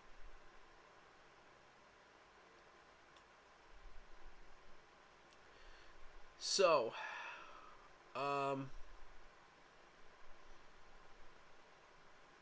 in general, this is the dude you don't want to mess with. I thought it was going to be a touchdown. Yes, sir. Yes, sir. You don't want that ball going anywhere near him. I'm warning y'all. I'm warning y'all right now. I don't care what quarterback we got in. If we throw a deep ball and that man is around that ball, he is going to pick it off. He is smart. He is football smart. He's fast. And he's adaptable. You know what I mean? He's got all the ingredients for a top 5 safety in the league. And his name is still being overlooked today. No one's even watching him. Like, how many times in the last, 5 years have you heard his name? Until the Bills picked him up. Then people started paying attention to him again. Like, he started becoming irrelevant for a couple years, the end of that tenure with Green Bay. And then, all of a sudden, Buffalo picks him up.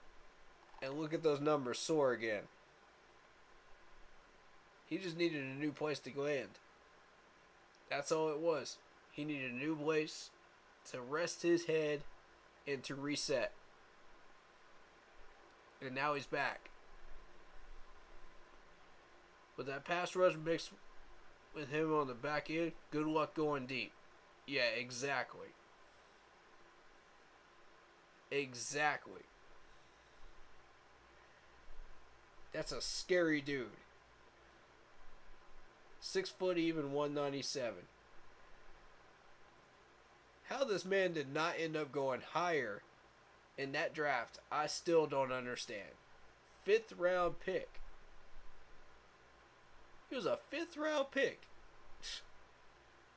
Green Bay got an absolute gold mine. And they let him go. Shame on you, Green Bay. Shame on y'all.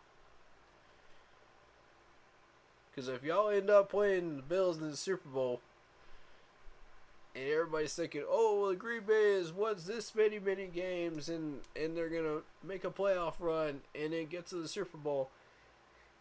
Yeah, y'all play Micah Hyde. Y'all play Von Miller. See how well that ends up for you. When Rodgers has a history of interceptions in the playoffs. See how well that works out for you.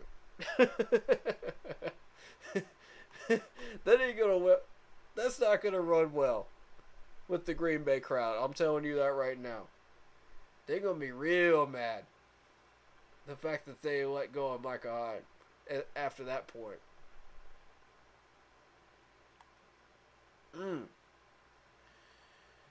Alright, so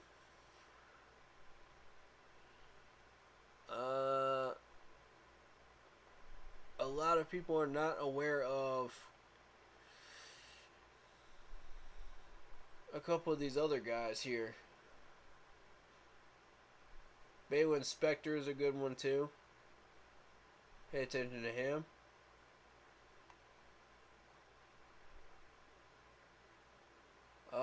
Amir Hamlin.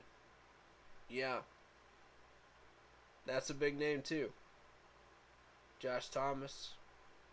That's a strong safety crew here.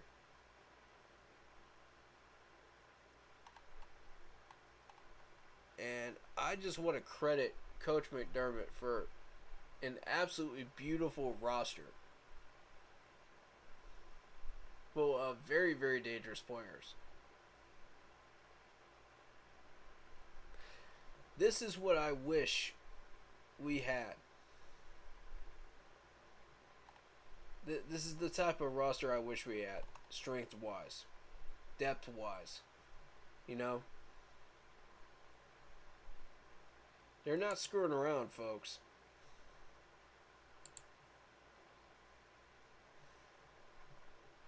Will Baker and Sam play against Buffalo? You may see them in the first quarter. Beyond that, I don't know. Like I say, a lot of NFL teams have been doing different things because it's 3 preseason games. So I can't 100% tell you what might happen there. Also, I heard CMC might play some against Buffalo. No, the coaching staff has already said they're not going to play CMC at all. So if they go against that, that would be a very poor choice. You got to keep this dude healthy, man. If you're going to run CMC, it's got to be in the first 2 drives. After that, no. Keep him off the field because that's an injury risk. We cannot afford to lose CMC again. You know what I'm saying? Like, that's non-negotiable. This dude has a huge injury history, and we cannot afford it. It would be very, very foolish for us to run him any more than that. Now, if you want to run him in there as a decoy for a couple of plays, be my guest, but don't hand him the rock after the first 2 drives. It's just not smart. He's ready. Folks, CMC is ready. I've seen enough to know this dude is ready. I ain't got to see him in the preseason to know he's ready. It's CMC, man. If you've been watching him throughout training camp, you already know what I'm about to say right now. He has gotten faster. He has gotten stronger. And he's CMC, for goodness sakes. Come on. If anybody thinks he is not ready for regular season time, y'all ain't been watching, man. Y'all ain't been watching this dude, but you about to find out. If you're a Cleveland fan and you don't know, you about to find out real quick. This dude's got stronger. I've seen him in person, man. Good God, those calf muscles, man. For real. Real talk. I'm not even a bodybuilder, and I seen that and I was like, dang. This dude's been working. So, yeah, CMC's ready, man. I ain't even worried about CMC.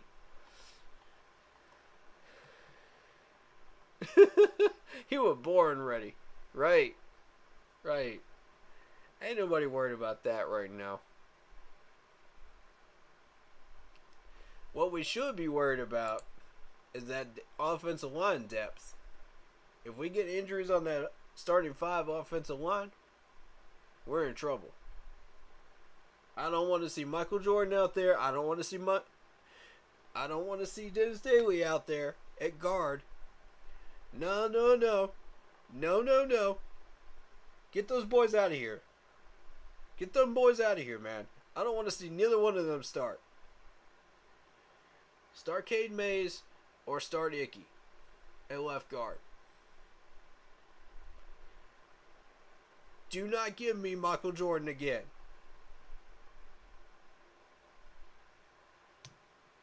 Matt Rule, please do not do this again. Do not do it. You have already proven you have no idea what you're doing when you build in a roster. I don't want to see that no more. The second thing we need to worry about is that run stopping. If we can't stop that run stopping, we're in trouble. That makes us a top 15 team defensively. I'd say 15 to 20. Because it's eventually going to cause more and more problems. That's going to domino. And eventually that's going to lead to a hurt corner. Y'all know what I'm talking about too, because you've seen it in action. You've seen it happen already. What? Do I need to recount? 16, 17, 18? It's happened already. We gonna let that happen again? We need to do something about this, man. We need to do something about this soon. And don't tell me it's just preseason. Bigger than just preseason. We gotta shut this problem down now. I need a big body up there.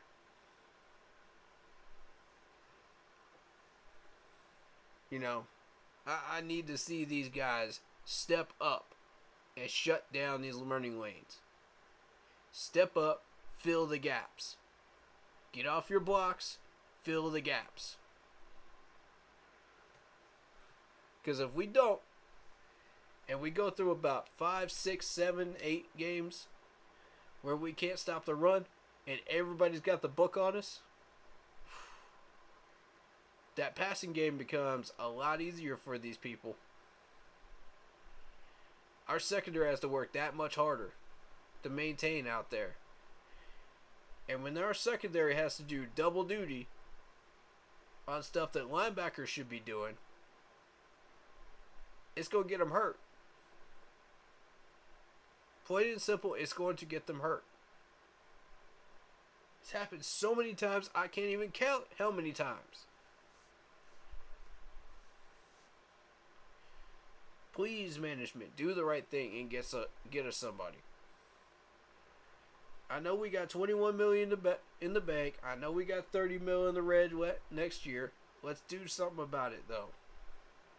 Let's do something about it, though. No more camp bodies. Give me somebody strong. Give us somebody fast. Give us somebody dangerous out there. that can run stop. I don't care about I don't care about the pass coverage. We'll deal with that later. We got Shaq for that. We got Luvu for that. Let them handle their business. We need somebody else. I don't think I'm not 100% sure that Damian is the answer. We're going to find out, though. I haven't seen much of him. So, I need to see a little bit more of him in this next game here. And I need to know who he is. In a Panther uniform. I know who he was before he came here. I need to know who he is in a Panther uniform. Show me you can do those same things. And then I'll start believing that maybe, just maybe, we might have a top 10 defense here.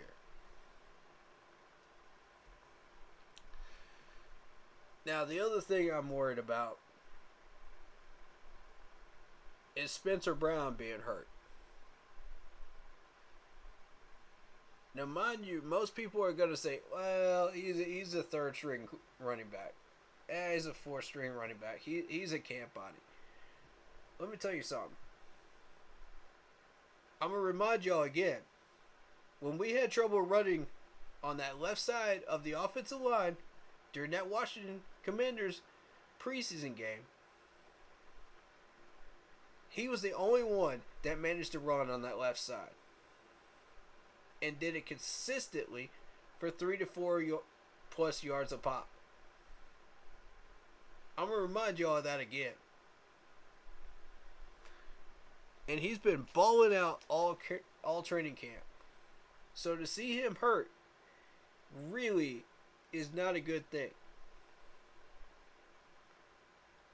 It hurts his chances of being that number 3 running back. And it puts it in the hands of Foreman, which I don't like. Foreman has not proven to me anything. He has not proven anything to me out there.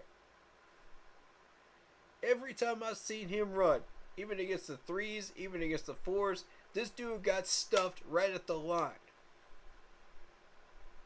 Do not tell me this man is going to get the number 3 running back job by default, just because Spencer Brown is hurt. Do not tell me that. Okay?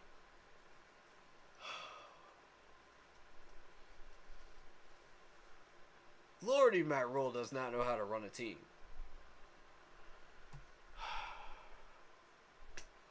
That's the one that bothers me right there.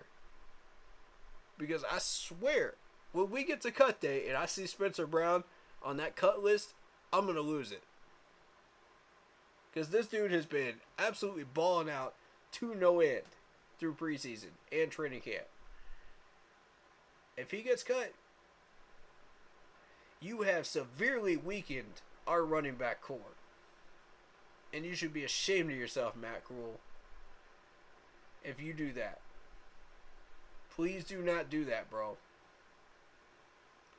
Please, I'm begging you, do not do it. You will regret it when he starts running and scoring touchdowns with another team as a starter. You will regret it. I'm telling you, within 2 years, you will start to... Man, watch what I'm telling y'all. If I see this man on the Buffalo roster within 2 years, I'm going to lose it.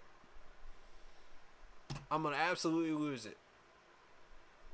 And y'all know Buffalo has that history of picking up our leftovers, man.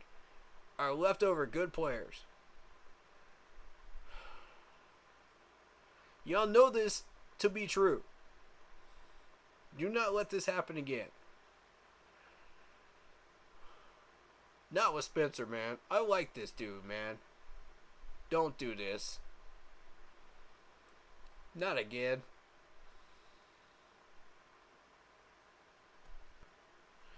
Brandon Smith is the one to keep an eye on for fast run stopper at linebacker. Man, I hope you're right. I've heard a lot of good things about Brandon Smith, man. And I can't argue with that. I think he's a solid guy. Yeah. I want to believe that Brandon is what we're looking for to plug up that running game. I want to believe it, bro. He did get a pass deflection against the Commanders. Got one tackle. That was it. Alright, so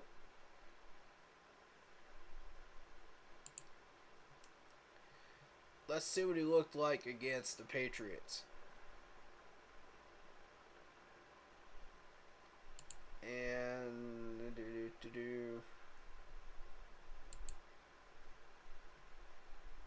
I need to see some numbers. What did this do? What did this dude record? Okay, there it is. 5 total tackles, 2 of them solo, 1 sack, 1 tackle for a loss. Alright. I'm glad you pointed him. I'm glad you called him out, Carl. I appreciate that. Because I have been watching him. And for those wondering what that one player was that I was watching during training camp, it was Phil Hoskins. And Phil Hoskins was kind of dead on the pass rushing. I didn't see much of him at all. And that frustrated me because I've seen this dude make our roster last year, and now he's back on this roster this year. And I'm not seeing him. You know what I mean? I'm not seeing him. Where is he? He's the invisible man out here. So that frustrated me too, man. I don't know. At first I was just like, okay, well, I'm not going to mention the name because I wanted all these players to think, you know, maybe it was you that he's talking about. Maybe it was me that he's talking about. Maybe it's this guy he's talking about. You don't know. Everybody just needs to step up. You know, just in case it is me. You know? And as a player, you're thinking, oh, shoot. Oh, shoot. He's still looking at me, man. He's still looking at me, man. I gotta keep stepping it up. But nah, man. It was Phil Hoskins the whole time, though. I was watching this dude. And the pass rushing just, it was dead. Even through training camp, it was just dead. I saw one day I liked with the pass rushing. But the rest of it looked average. At best. And I was thinking, come on, boys, you could surely do better than this. We got spider birds, for goodness sakes. We got Gross Matos on the other side. Surely we could do better than this. We got Phil Hoskins, who actually did have a good year last year. Where were you? And that's why I'm looking at that pass rush and I'm like, something ain't right here. This whole D-line, there's just something not right here. I'm not seeing it. I'm not feeling the chemistry. I'm not seeing it. There's something just missing. You know what I mean? I'll tell you what's missing. Coach Sam Mills III. That's what's missing. The man that the Washington Commanders just fired. That's what's missing. It's coaching. That man had no business going up to Washington and following Ron Rivera. And he knew it. Come back home, bro. Come back home. Please. Please come back home. Where you rightfully belong. We love you here, man. We'll give you a big hug. We'll give you a big hug and a bucket of Bojangles, bro. Real talk. Come on back home. We miss you. We miss you, big dog. And I don't care what this coaching staff says. We need this man back in Carolina. We're making a big mistake not hiring him yet. And that's not a, that's not a knock against our D lineman right now. D line coach right now. I like him. Don't get me wrong. But he ain't Sam Mills the third. Straight up, he's just not.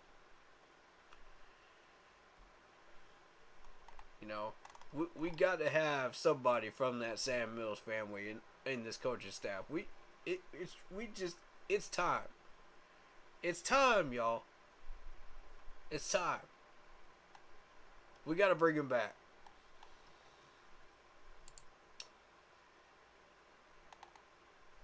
And with him coming back, we'll bring discipline, chemistry, intensity, and technique. All four of those elements that we've been lacking on that D-line. Whether it be run stopping, whether it be pass rushing, whether it be just simply getting off our blocks. That's what we need. We need that back in Carolina. And I'm not seeing it right now. God bless, I'm not seeing it right now. And it frustrates me.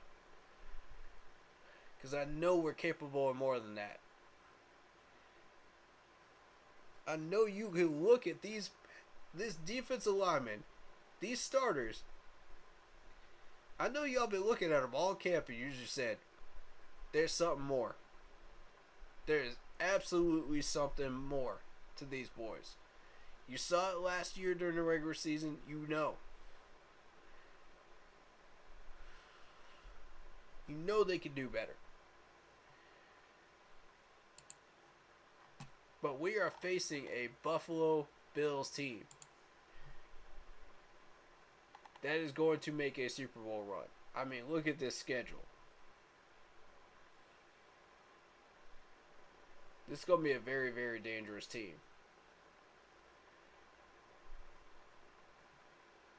Now, they're going to get derailed by the Rams right out of the gate. But once they get going with Tennessee, Miami, Baltimore, Pittsburgh, on into KC, that's 4 straight wins right there.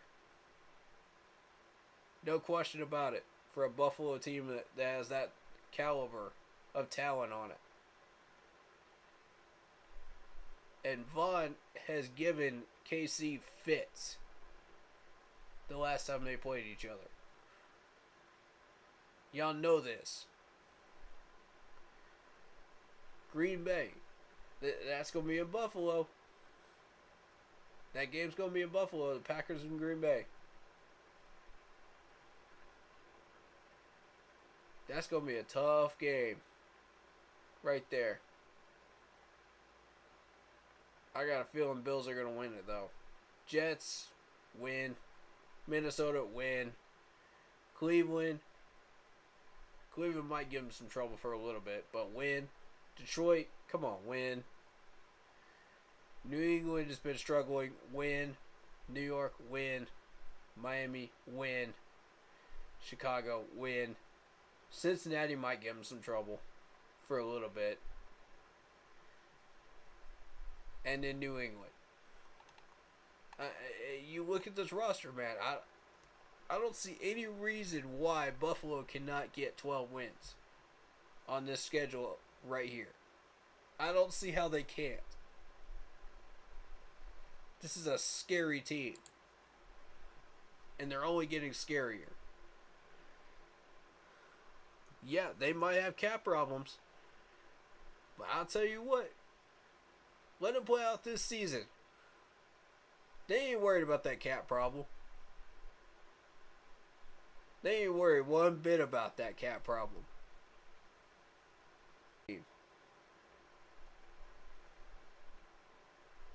I'm going to show y'all again.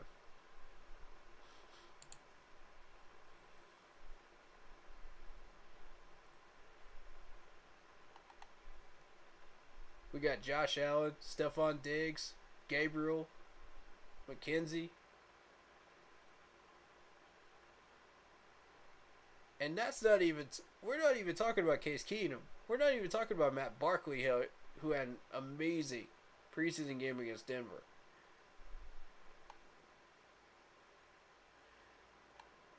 You know, and this is just the offense. You look at the defense. This is the crown jewel down here.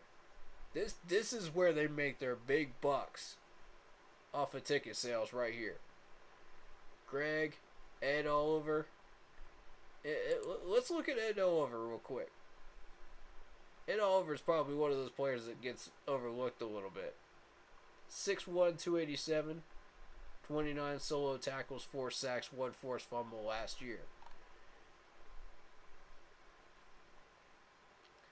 41 total tackles, 3 pass deflections, 10 run stuffs.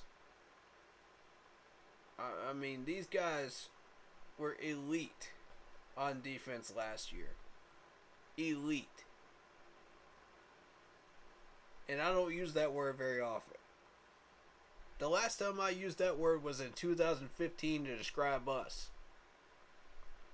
That's just to give you an idea. Because that team was elite.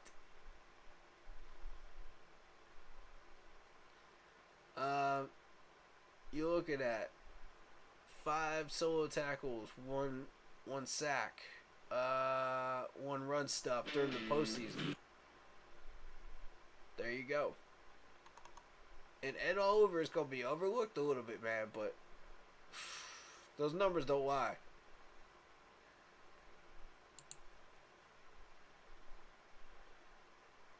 He's a dangerous dude.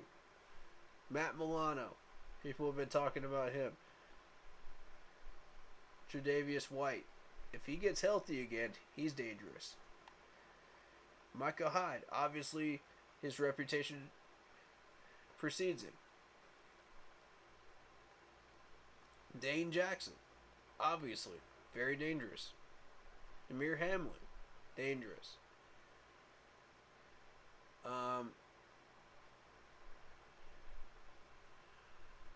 Shaq Lawson, who they just recently drafted, is very dangerous. And to top it all off, Mr. Von Miller, who just got a 7-year contract with these guys.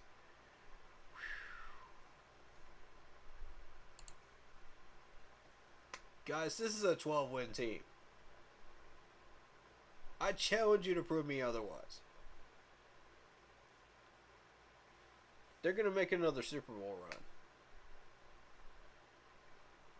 KC, watch out. Bengals, watch out.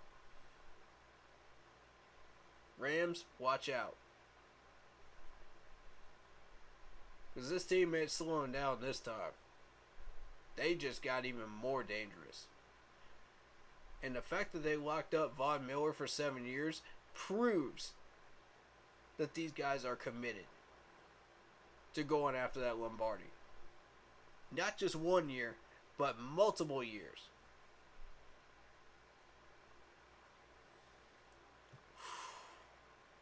It's an exciting time to be a Bills fan. Very exciting time to be a Bills fan, for sure.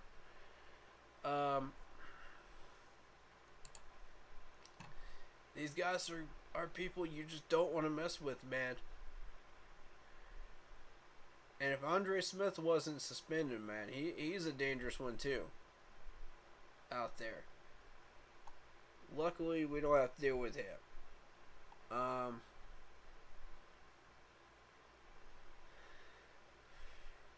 But people are not as familiar with Greg here from Miami.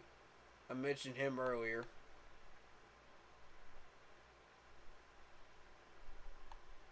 But yeah, very scary team. You got Mckenzie as a kick returner. Shakur as the punt returner. I mean, this is a nasty depth chart. Hodgins, Crowder, Shakur, all around out that second group. And it's going to be tough to deal with, man. Duke Johnson. A lot of people aren't familiar with Duke Johnson. Well, didn't he come from Houston? I gotta double check. Didn't he come from Houston?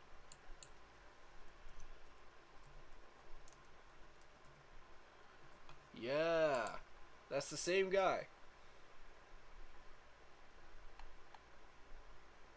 Dolphins, Texans. Yeah, this dude's been floating around a little bit.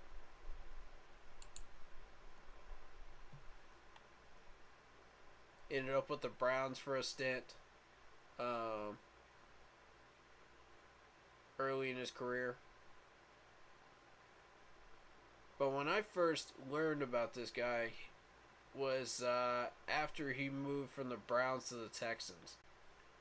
82 attempts, 348 yards, 4.2 average, 4 touchdowns, 74 receptions, 693 yards, 9.3 average, and 3 touchdowns. I mean, that was a good year for him in Cleveland. But he got hugely overlooked because, well, it's Cleveland.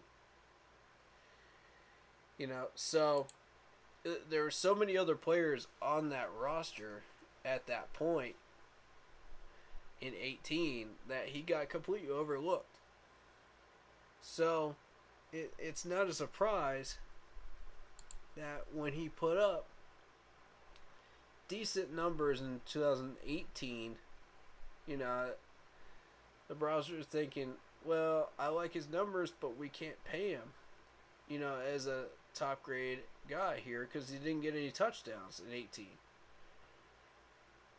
Yeah, all the other numbers are good. Reception numbers are a little bit down. He got 3 touchdowns there, though. But, I mean, it all depends on how they were using him. And the Browns said, we have no idea what we're doing here. So, let's get rid of him.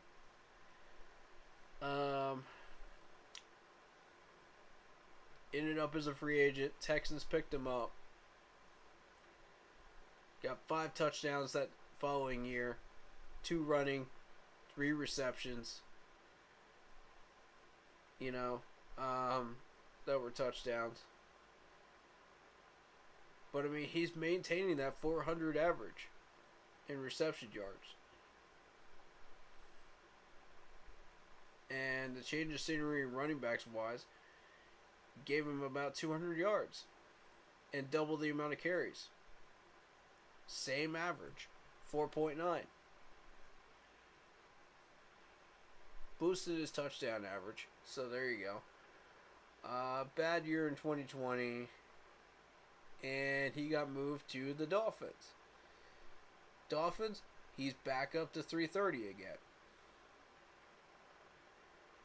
They didn't use him as a wide receiver as much in short yardage stuff like he's good at.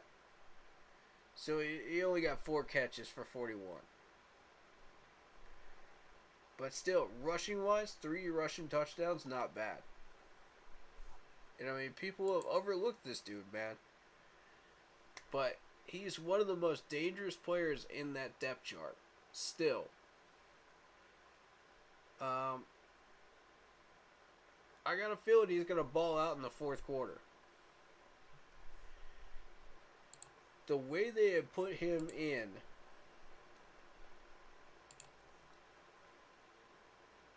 And last year's stats, you got. Ooh, excuse me. 71 attempts, 330 yards, 3 touchdowns, 4.6. But the way they're using him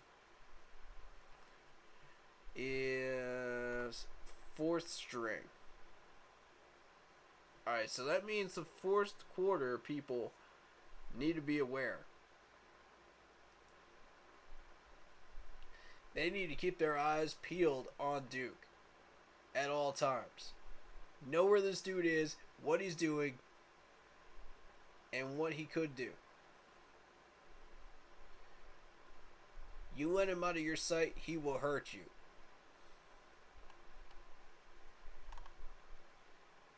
And yes, Matt only had a couple of passes during that Denver game, but Case will throw to him. Yeah, Casey will definitely throw it to him for sure.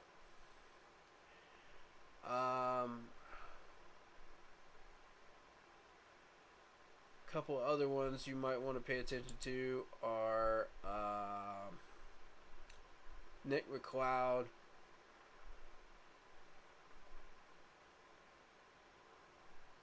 Shaq Lawson will be very, very active during that fourth quarter.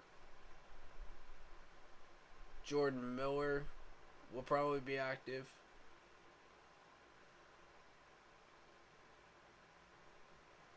Realistically,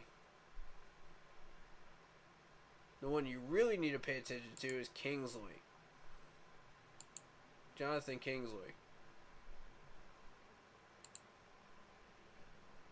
And the reason I say that is you're dealing with a 6'4", 260-pound defensive end here from Syracuse. Now, normally I wouldn't center in on a defensive end from Syracuse, but this dude is big. He's quick, he's big, he's built, and yes, he is a rookie. But there's a reason this man was drafted.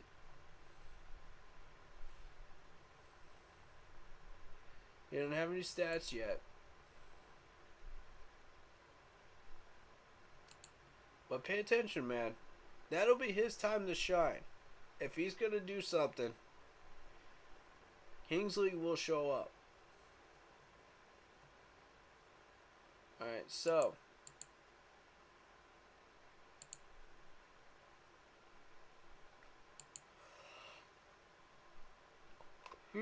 Excuse me.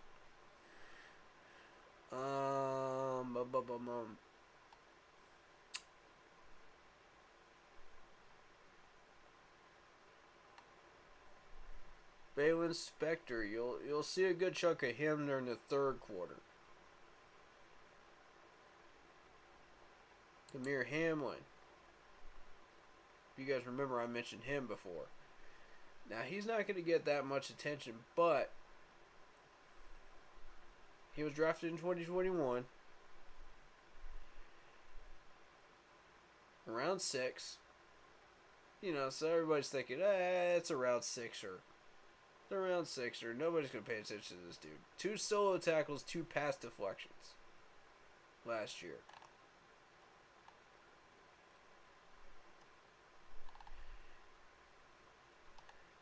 How many rookie safeties can say that they got 2 pass deflections in their first rookie year? You know, Jeremy Chinn's one of them. But the amount of times that they used him versus Jeremy Chinn, big difference. So Hamlin doesn't get used that often. He was in for, 2 total tackles, 1 in postseason. But the 2 pass deflections came at a very critical time. And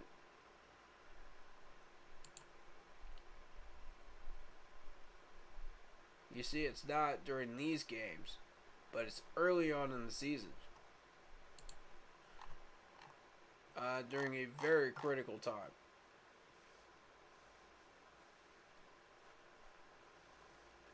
He's from Pittsburgh, 6 foot even, 200 pounds. You know, fairly big guy.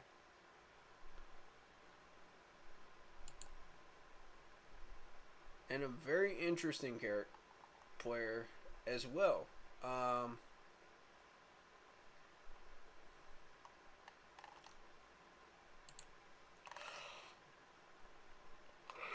Excuse me. But yeah, these guys can be extremely dangerous if you let them out and let them make plays on the ball. Even these rookie people, man, I'm telling you, these 1 year and rookie people, some of them are very, very dangerous.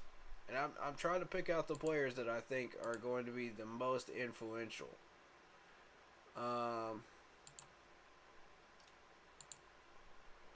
And yes, his name did come to mind. So, I'm expecting Case Keenum to have a good game against us. You know, despite our corner room, he'll get a lot of short passes in. You know, he'll take full advantage of the fact that our linebacking crew is not getting it done. There'll be a lot of checkdowns, easy stuff like that. You know, stuff that the Bills will never run in regular season games. You know, when they're really trying to stretch things out. So you'll see a lot of these easy checkdowns. Those will hurt us for like 4 to 5 yards a pop. Unless we get that running back help. That defensive back help. To back that up. You'll also see the Bills' running game a lot.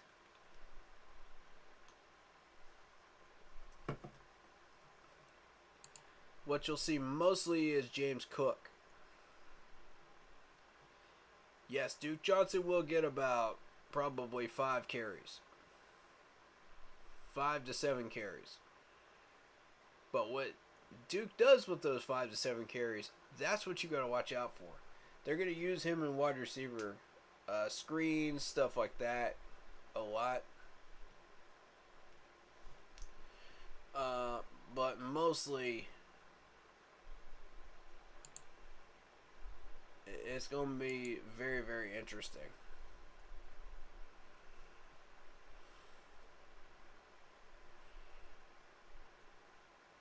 I don't know how much you'll see of Zach Moss.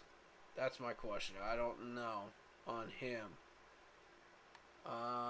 You'll see Crowder get involved. You'll see Secure get heavily involved. He's the one you're going to want to probably double.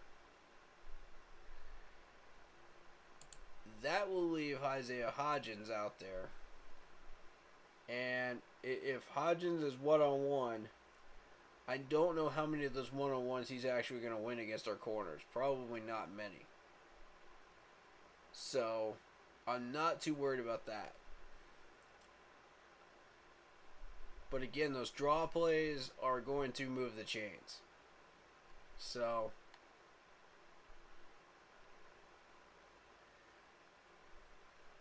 here's a question I've got. If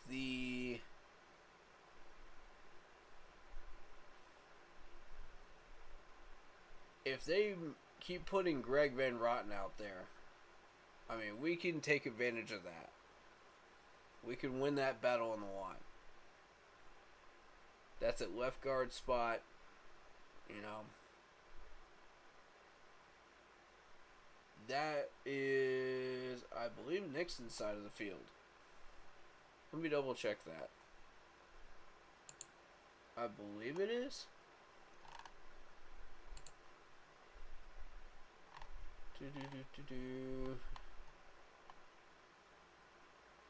Is that Nixon's side of the field? Left side. What's the right side? Bravion Roy. Alright, so you'll see Bravion Roy get heavily involved with Greg Van Roten. and probably win against him at least 6 or 7 out of 10 times. I would bet. Knowing Ray Van Rotten as well as I do. And I don't think he's improved that much. So, we'll see. You know, the last time we saw him, he was a second stringer for sure. Borderline third stringer. So, it's tough to say how many of those battles Roy would win. But right now, I'm betting 6 out of 10, at least 7 out of 10 on the line. He would definitely have the edge at the moment.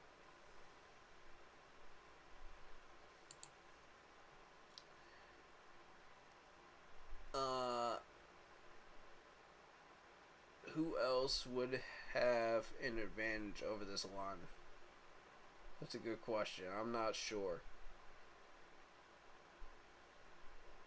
See, because I don't know anything about Queensberry or any of these guys, so I would have to watch them and find out who they are to be able to tell you if we got an advantage or not. You know, I've seen Tommy Doyle. I think I have seen Tommy Doyle. That name sounds familiar. Round 5 pick, huh? That's why his name sounds familiar. He's an offensive tackle from way on down the list. Okay. Miami, Ohio. Okay. 6'8", 320. Alright. Not bad, not bad, not bad. He's a big boy.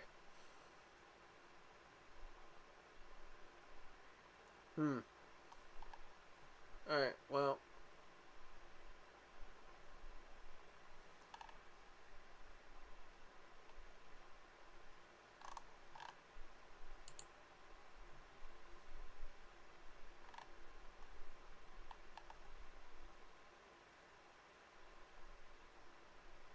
Who is going to stand out on the defense?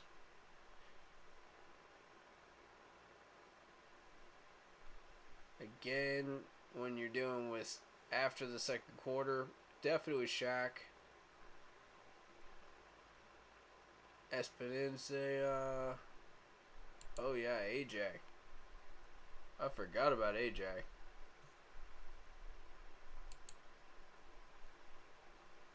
Completely forgot about AJ. This guy's from Iowa, second round pick. 6'6", 260, 8 solo tackles, 1.5 sacks. Now, normally you're thinking, okay, well, that's not exciting. But take a look at his playoff numbers. And that one pass deflection came at a very, very critical time.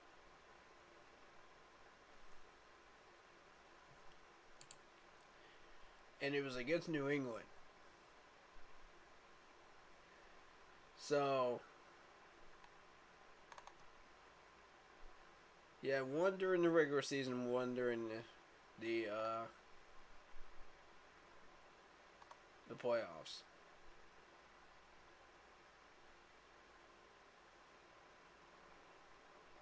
But yeah, predominantly he is a pass rusher. So, 1.5 sacks. He's not going to pop off at you at the stat sheets, but he's got some speed, man.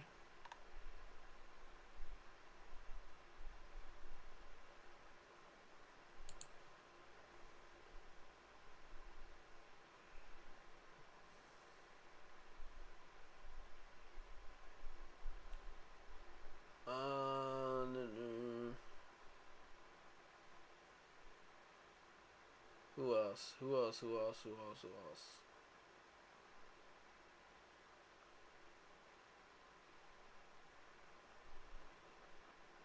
Realistically, I think that's it. Amir Hamlin. Carry Elam. Okay. Who are you? Horner.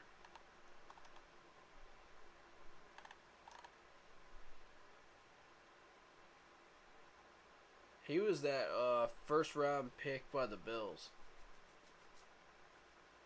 Just recently.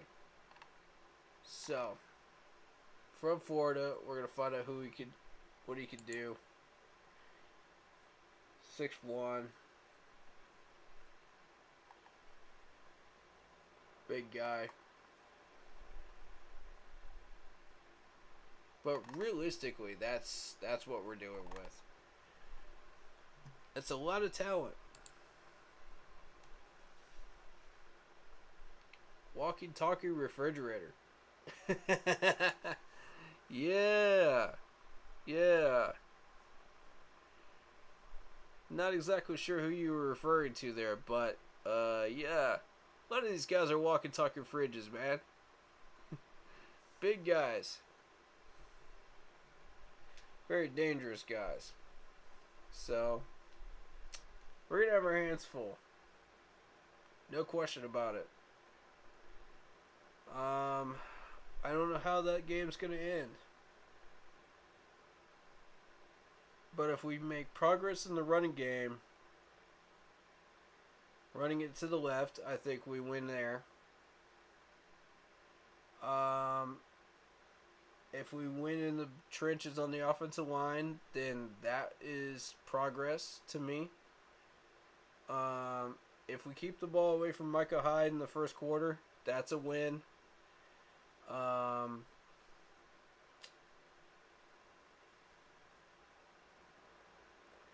If we don't allow Duke Johnson to run circles around us, that's a win in the fourth quarter. That's progress. And I would say if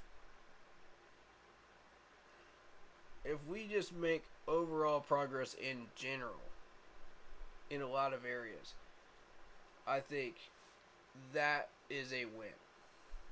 You know, when you're talking this preseason game coming up. So, we'll see what we're doing with. We'll see how strong these guys are compared to last year. I'm betting a few of these guys got stronger and much, much tougher to deal with. But we know who to avoid. So, what I'm looking forward to in this matchup is their wide receivers versus our corners. And vice versa. Our wide receiver. Finding out if we can finally make some progress at linebacker and shut down or defense in general and start shutting down some of these passes from Case Keenum and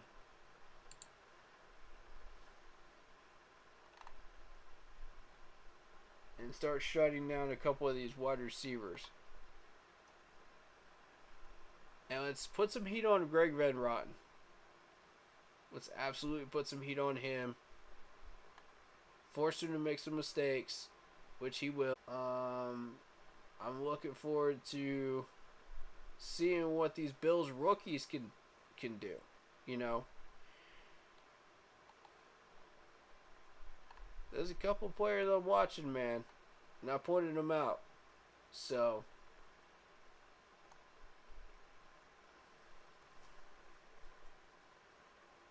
I find it very interesting how Duke, with his injuries, made fourth string. And he didn't end up higher. So, if McDermott knows what he's doing with his roster, which I believe he does, I have no reason to doubt he does, that's going to be a very interesting running back battle between him and Zach Moss there. Maybe even James Cook. Because Duke's been around, man. He's a tough one. He's not going to get cut easily. That I know for sure.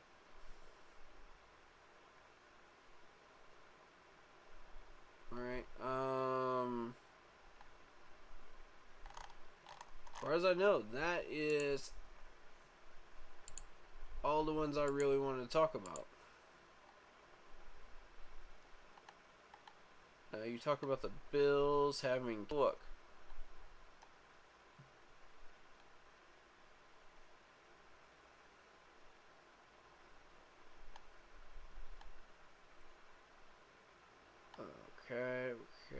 Okay. Bills having cap room problems. We got 6.1 mil right now available for the Bills. Let's take a look at 23.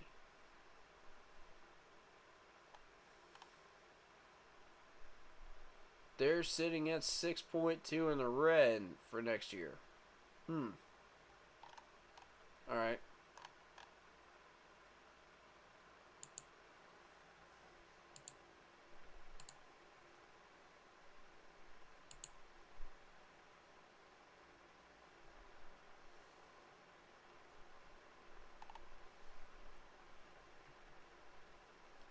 So looking at the numbers, they mentioned Stephon Diggs. There's that 11.7 mil cap number there. Micah Hyde is not too terribly expensive at the moment, cap wise, 5.6. But considering he is a strong safety, yeah, that is a little high. But he deserves every penny of it, considering how good he is. Von Miller, guy at all, $5.1 million for what he does. Yeah, sounds about right. Case Keenum, 3.5 mil against the cap. So it does appear that they may have to do something here soon with a few of these players. Tre'Davious White with 16.4 mil cap number. Josh Allen with 16.3. Jermaine Edmonds with 12.7. Dawkins 12.7. Stephon Diggs 11.7. And going on down the list from there. But very interesting situation there. For sure.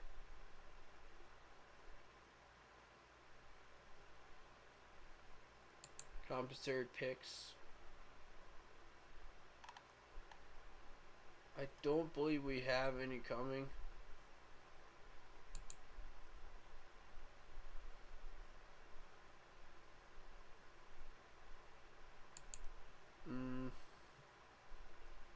We'll check.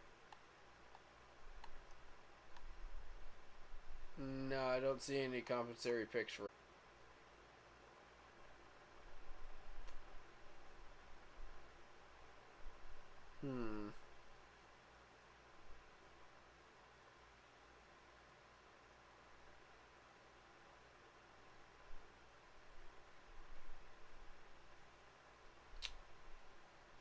Anything else I really want to highlight? Free agency spending.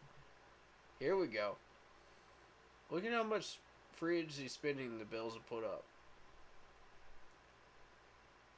180.6.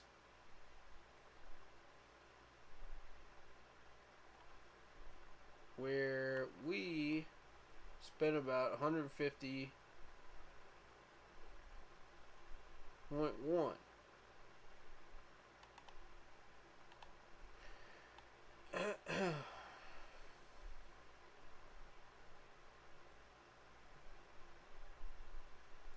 As you can see, that Von Miller 6-year contract, 120 mil, not cheap.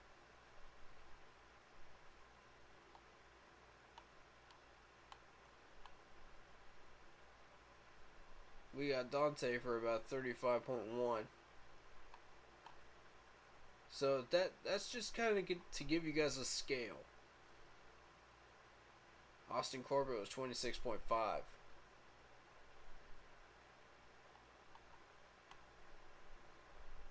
Daquan Jones 14,000.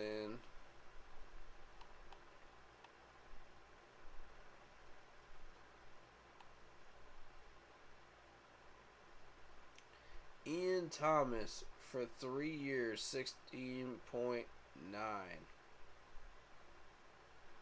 Yikes. Yikes, yikes, yikes. So we spent about 15 mil on Xavier Woods. We spent about 9 mil on Luvu. Every dollar of that is very, very good. I love that signing for Luvu for 9 mil. Excellent job.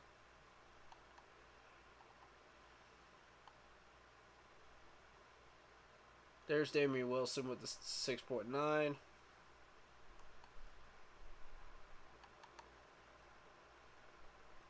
Bozeman, Haynes, Corey Littleton, Hecker. Hecker we got for $7.6 million. Wow. For 3 years. Great contract. Love it. Zane Gonzalez, 2 years, 4.5 mil. Former we got for 2 mil for 1 year. Under Roberts for 1 year. Stanford for 1 year. J.J. Jensen, our punter, for 1 year, 1.2. Burris, Zostra, Higgins. Zostra and Higgins are on 1 year deals. Huh. Interesting. I was not aware of that. Now I am.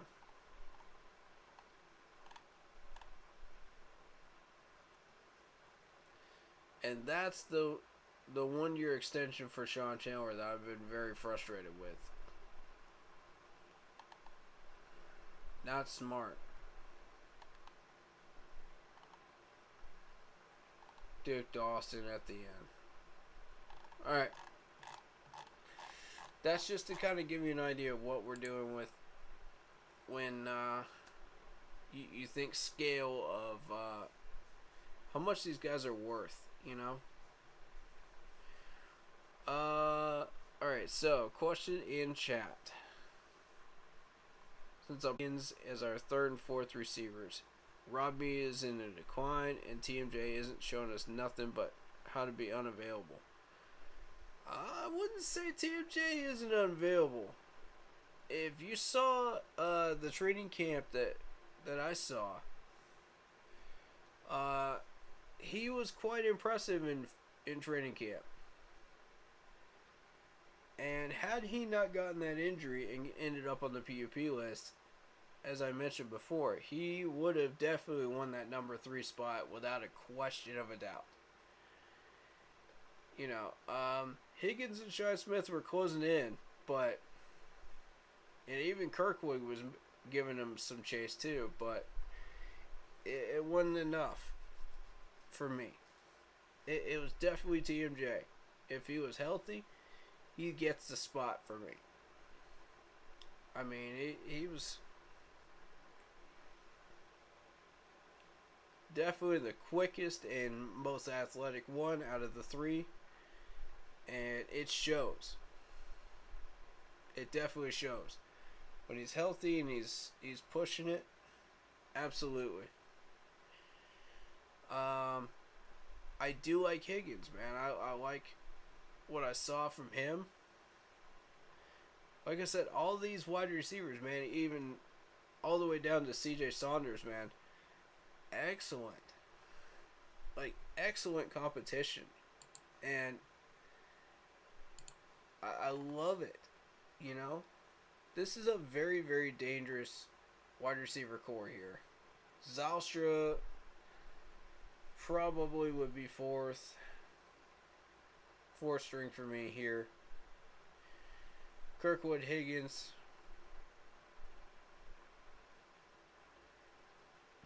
Battling it out for that second spot right there for me.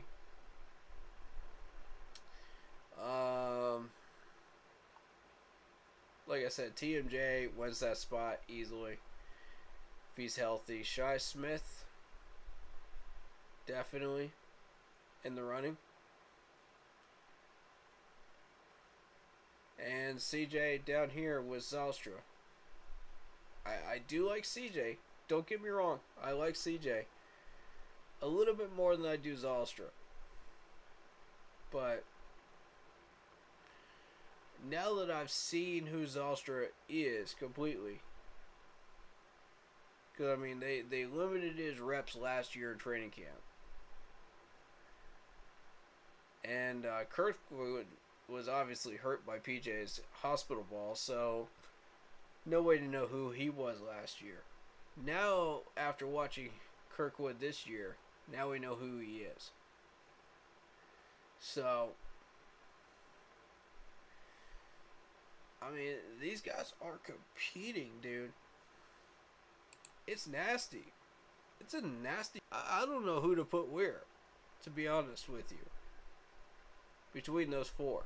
I don't... It's tough, man. I want to watch these guys during this preseason game against the Bills. I want to see exactly where I would put these guys.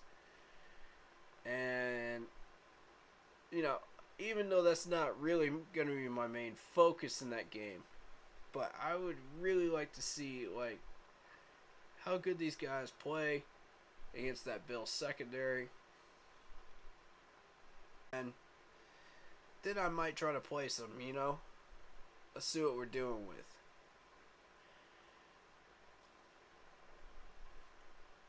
But TMJ for sure wins. And I know that's not everybody's opinion. They've seen the most of Higgins and Shi Smith and Kirkwood, and they think, oh, well, these three are the ones battling it out for the spot. But you haven't seen enough of TMJ because he's been hurt. I guarantee you see TMJ, that will convince you that my eyesight is not wrong on this one. I liked it.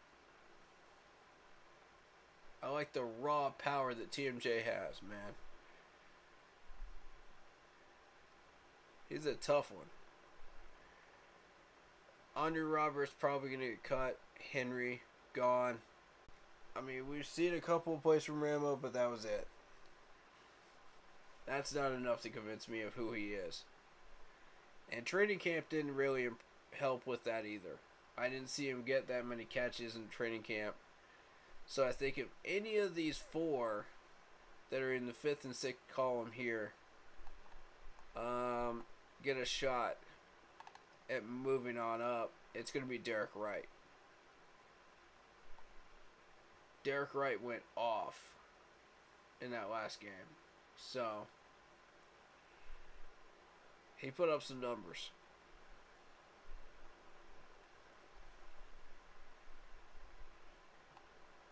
Alright, a couple things I want to talk about in this depth chart here. And then that'll probably be it. And I don't really have anything new other than that to talk about, unless you guys do. But we got Brady Christensen starting. Even though Matt Rule has named Icky as the starter. So, huge question marks? What's going on there? Moving on. Michael Jordan as the starting left guard, followed by Dennis Daly. Are you serious? Really? Really. And you're not going to give Deontay Brown any reps. Really.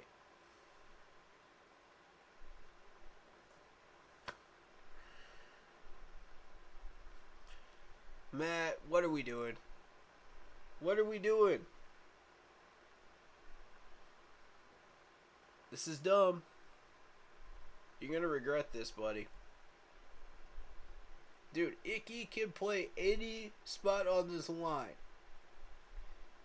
Any spot on this line, literally. Anybody in this secondary is better than Michael Jordan and Dennis Daly are. Anybody. Anybody.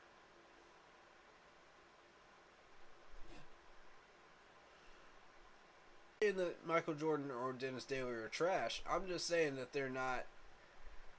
They're below average, man. Anybody's better than them right now. And what I'm saying when I say that is step up. If I keep calling your name and I keep saying you're below average or you're not there yet, step up. You know? Raise your game up. This is an encouragement to get your game moving in the right direction again. Break out of that stigma, man. Break out of that glass ceiling. Break out of everything that people are saying negatively about you. And step up. Okay, Michael isn't starting. And when Bradley comes back, he will be center. Okay, good. Okay, that was on Twitter. Good to know. Okay, Brady is starting at left guard now. Icky will be the left tackle. Excellent. Excellent. We need Brady Christensen in. I'm not 100% sure that left guard is where I would put him.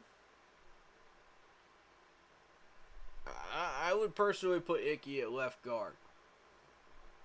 That's what I would do. Because we are that desperate at left guard right now. You know, with Michael Jordan and Dennis Daly here, and Deontay Brown not getting any snaps. We are that desperate at left guard that I would put Icky at starter and have Brady Christensen sitting at left tackle. You know, you got Cade Mays sitting back here if you need him. And Cameron Irving would help out with Icky as well, you know, if you need him. But he can also help out over at left tackle, which is probably what I would do, is have him second string over there as well. Because we are really sitting on a very interesting situation.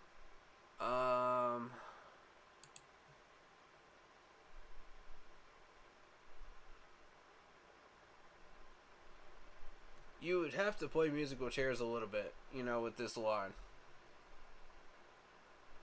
Okay, there's a link on Twitter to what he said about the O-line. Alright. I'll check that out when I get a chance this week. Yeah, if you don't mind linking it right now, that would be great. I'll check it out on stream right now if you want. Feel free to link it.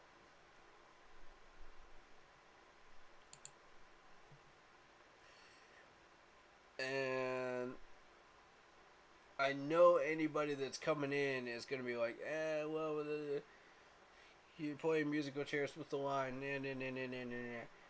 Well, why can't I experiment a little bit, man? Because we're having trouble with this line, bro. We're having trouble with it. And honestly, I like Icky over here. Starting left tackle, that's fine. He did seem to struggle a little bit. Brady Christensen, you can't take him off the line, so you got to have him in somewhere. I'm okay with him taking snaps at left guard for now.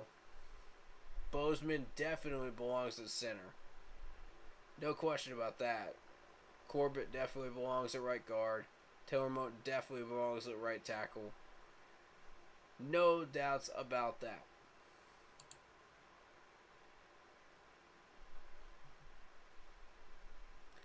Okay, you just linked it.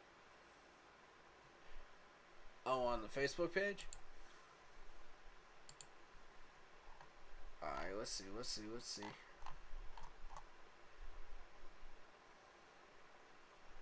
Did you link it on the Facebook page?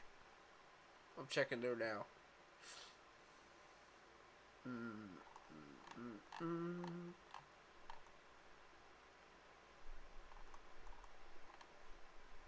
Or where'd you link it?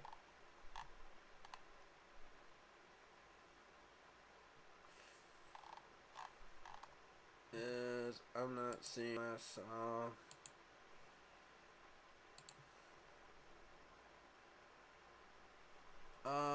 Did I not see it in YouTube? No. Did not see it in chat in YouTube, no. Not yet.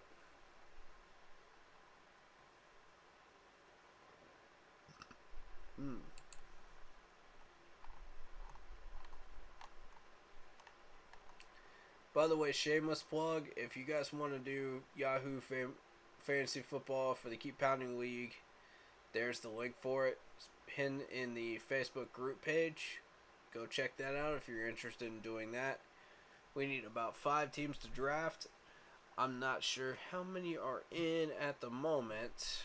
I think 4 total, with myself included. But yeah, if you're interested in that, go check that out.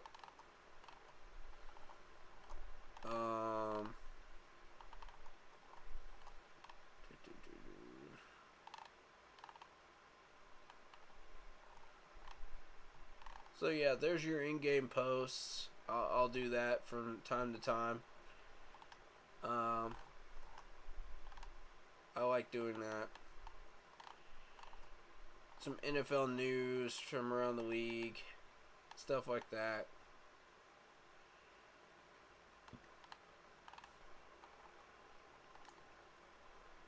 Mostly you'll see me put Panther stuff on the page.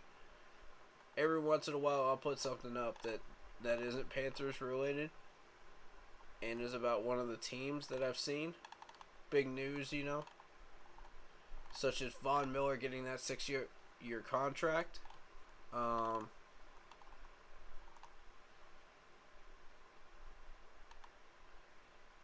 But what's the word on Bradley Bozeman's ankle injury?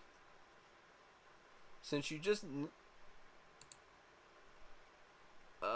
mentioned that you saw that on Twitter that he was going to start at center, what's the word on his ankle? I haven't heard anything about it. But this was on the 16th when he had that ankle injury. So he's probably okay now, depending on the severity of the injury. And I don't know what the severity of the injury was. I never did find out. So, we don't have any injury section here.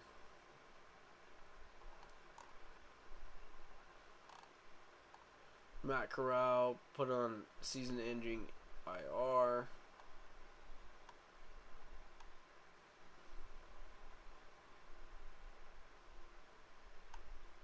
I'm looking. I don't see his name in the transactions.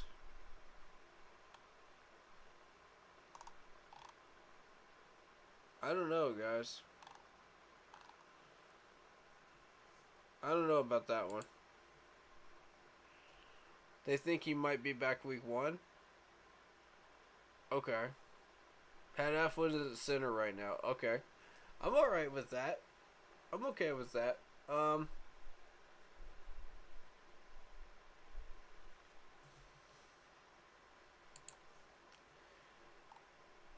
Yeah, going back to the depth chart.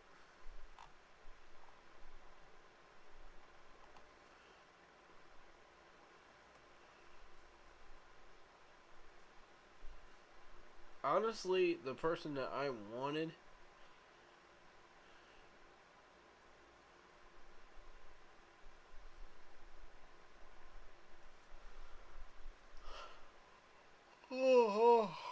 excuse me.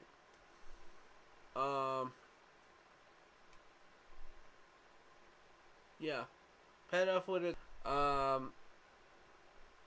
Tackleberg hasn't really shown me much. So, I mean, we'll see. Unless he's showing y'all something that I'm not seeing.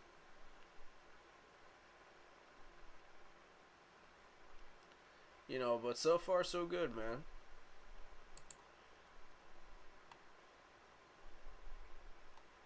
You know, I'm not going to complain about that one.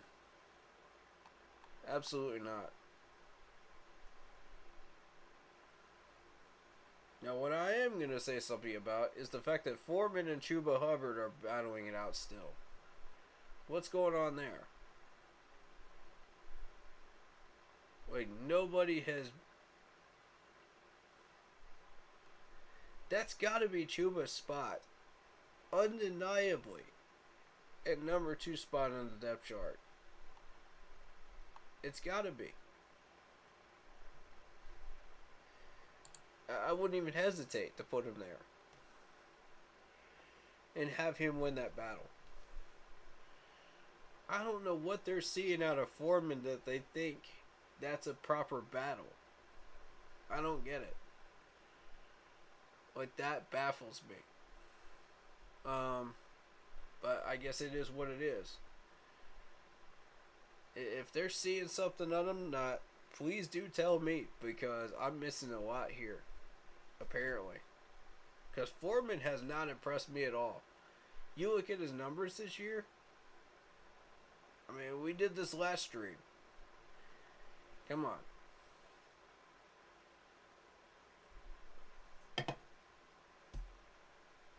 Why is this still a battle? I don't understand this. And Sam Tacklenberg hasn't really shown us anything. You know.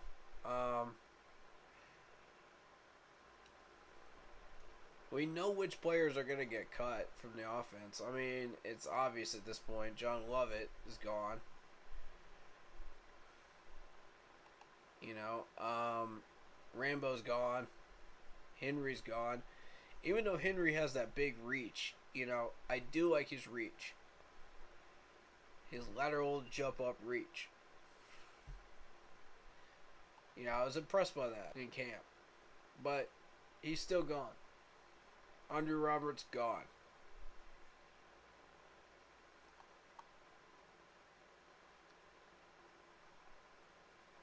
You know, I'm not going to lose sleep over those guys. Sam Tackleberg, if you want to toss him, whatever. Not going to lose sleep over that one. But one of these two, Michael Jordan or Dennis Daly, needs to go. Point blank, period. And Deontay Brown needs to get these reps. He needs to get reps. The fact that he's not getting reps with these 2s and 3s is not acceptable. I need to see it. I need to see what we're dealing with here.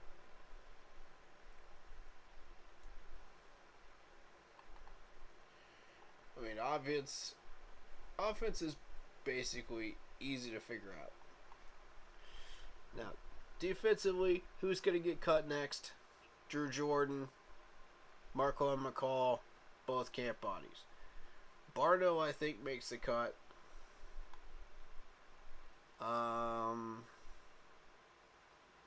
Aaron Mosby is probably gone. Unless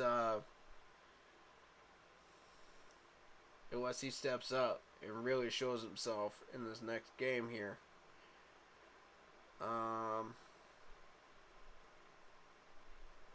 San Francisco Jr. is probably gone. Tay Hayes probably gone. Stanley Thomas Oliver could be gone. It's possible. It's possible. Although I hope not. You know, that's an above average corner right there. To see him go would be a little disappointing. Again, I wouldn't really sleep over it, but you know, Austin Larkin's gone.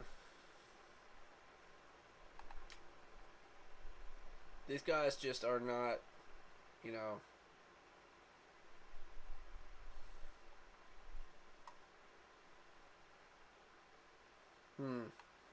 Josh Washington. Josh Watson's probably gone. Madre Harper probably gone. Now, if Spencer Brown gets cut after his injury, I'm going to be very, very grumpy. Please put this man into a situation where we don't cut him, but we just have him on the injury list.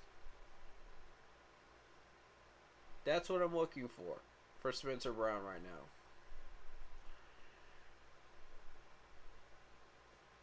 Because to be real with you, Spencer is a step or two down from Chuba, but he could one day make a run at Chuba in that number 2 spot.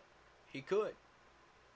If he stays healthy and they both really compete and battle it out, that could be a real interesting battle there at some point down the road. I think he needs another year. But Spencer Brown is ready, though, to take that number 3 spot for sure and take his roster spot. No doubt he belongs there.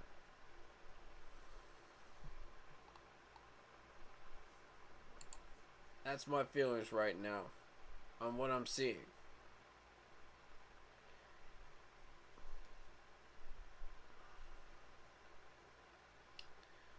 Alright, that's all I've got for you guys. So if you got somebody new that you want to talk about, or anybody that you want to talk about, throw them in chat.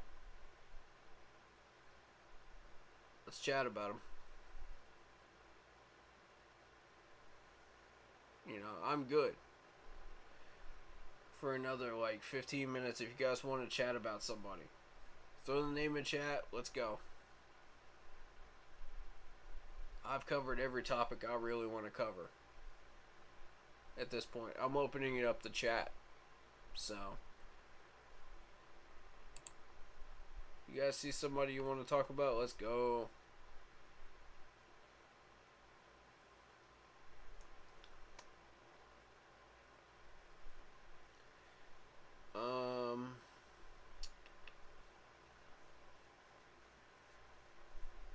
Yeah, Ian Thomas. I'm told that Ian Thomas will be back for next year. For this game against the Bills. That's what I'm hearing.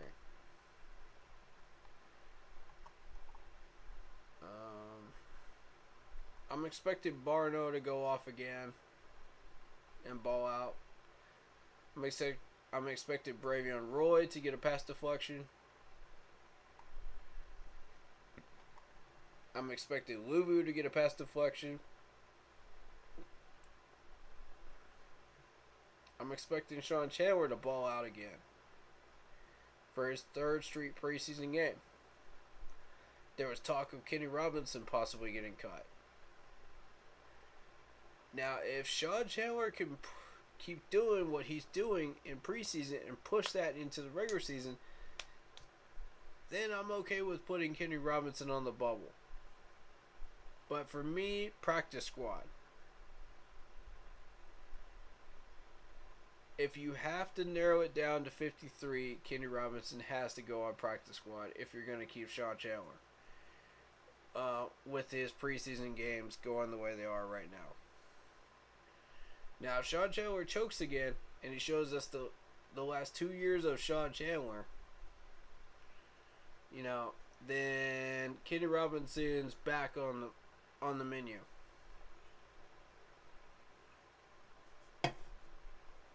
They're back in a battle again, But right now, Sean has been impressing me throughout this preseason, so we'll see what happens.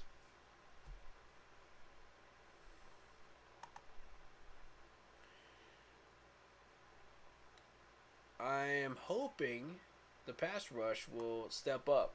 Gross Matos, you're up. Show me something. Because Daryl Johnson's not showing me anything. Larkin's not showing me anything. Haynes, somewhat. Barno has been the guy right now.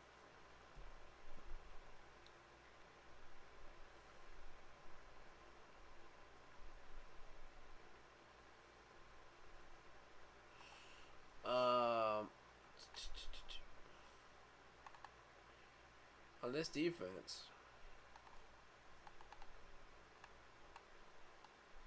alright, moving on to the offense, I expect to see Icky get fully tested on that offensive line. I expect to see Pat Eflon get really tested and come through with that test without penalties. That's what I expect. That's his progress. If he could show me that, that's progress. I expect to see some more reps out of Deontay Brown. I expect to see this wide receiver core do their thing. Battle it out. I expect to see PJ stop throwing hospital balls and interceptions and turn the ball over. That's your progress report. Show me that.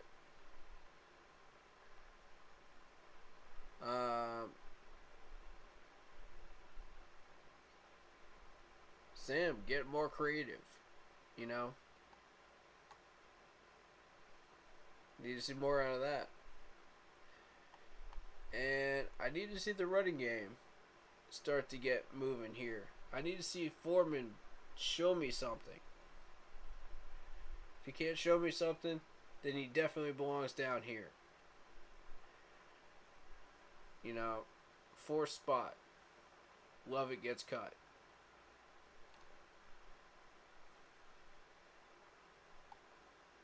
Yeah, that's what I'm expecting.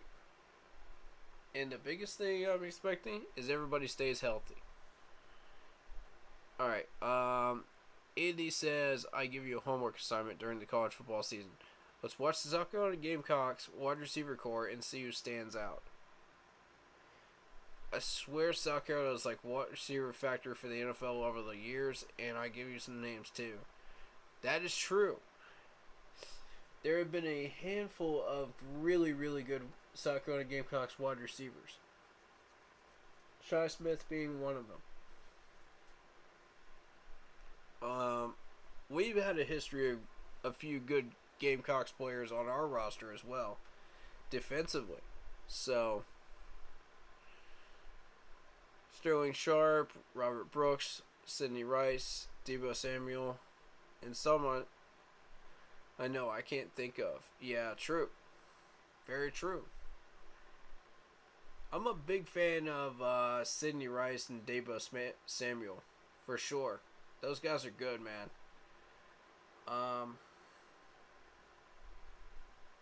So, yes, you have a point. Let's keep an eye on them. I'm mostly going to be watching their defense, though, because the Gamecocks have put out some good defensive players as well. You want to talk about Clowney, talk about, oh, shoot. Who's that South Carolina secondary guy that we had? Who was really good? I don't remember. What's up, LD? How you doing, man?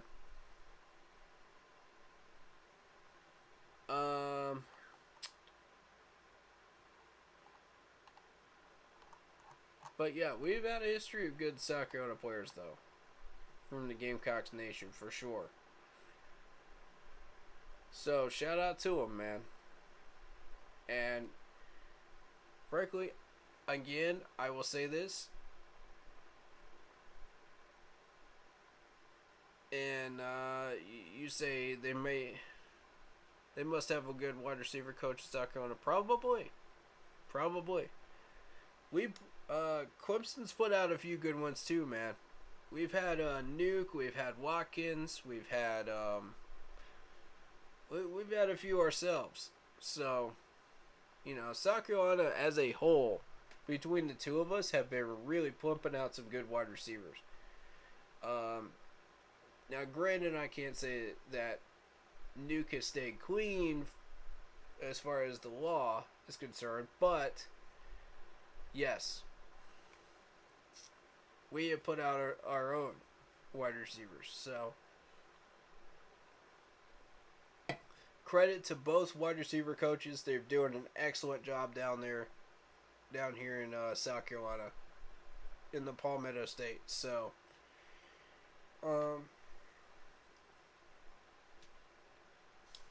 but yeah, I'll say this again. It does not matter what team they come from.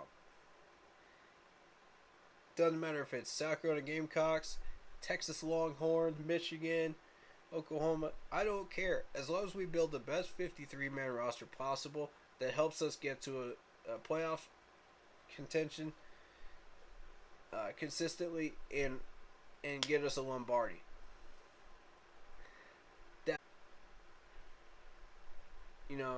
Keep pushing it. Keep staying hungry. If you're a player on this team, man, I'm telling you, you don't know when these guys are going to try to take your job. You don't know. You could, man, I forget who it was that said it. I think it was Shaq.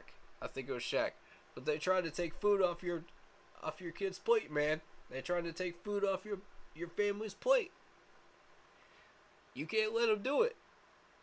You got to keep your job. That's how they do, man.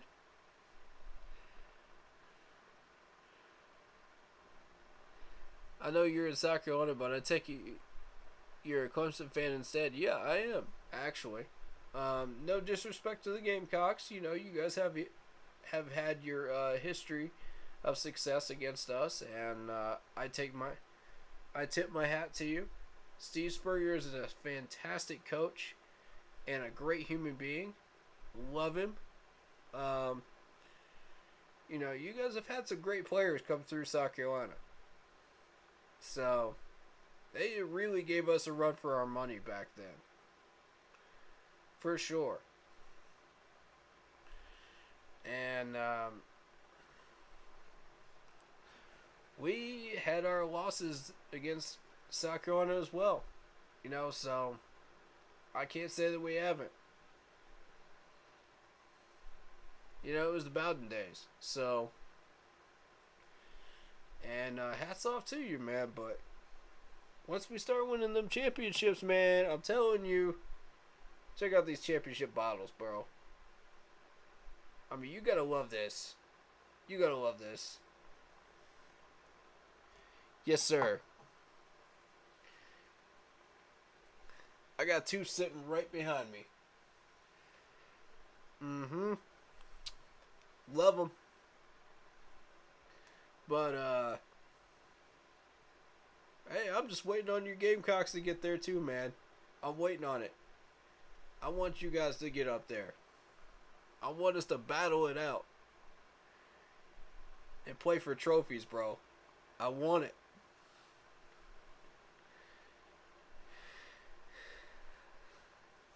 You were 10 years old in 1980 when George Rogers won the Heisman for South Carolina. Hey, man. I wasn't even born yet in 81 when Clemson won their first championship.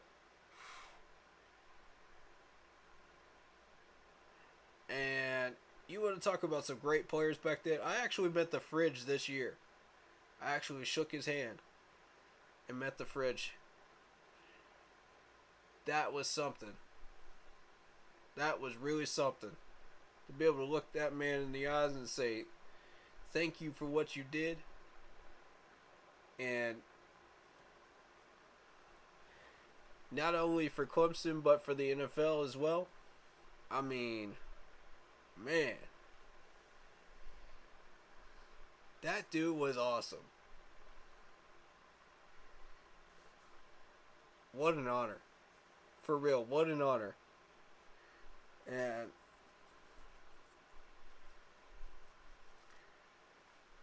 yeah, I believe I just met a South Carolina alumni too. Just recently that went to one of these teams. So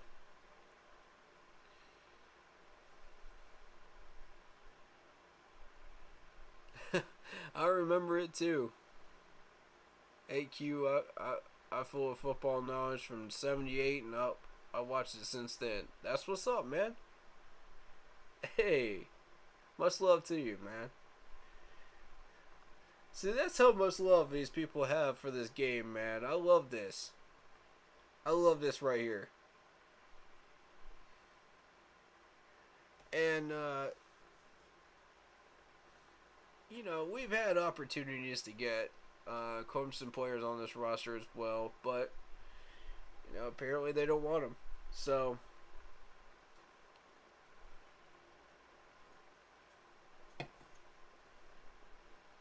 but if they think that South Carolina players give us the best chance to win, I'm all for it. I'm all for it either way.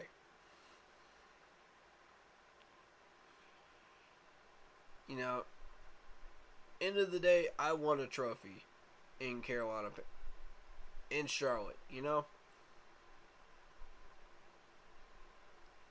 That's what I want. How we get there, that's up to you. You know? That's up to you, Panthers management. You show us that you got the dedication and the drive to get there, man. Whatever you got to do, I'm with you. Real talk. I'm with you.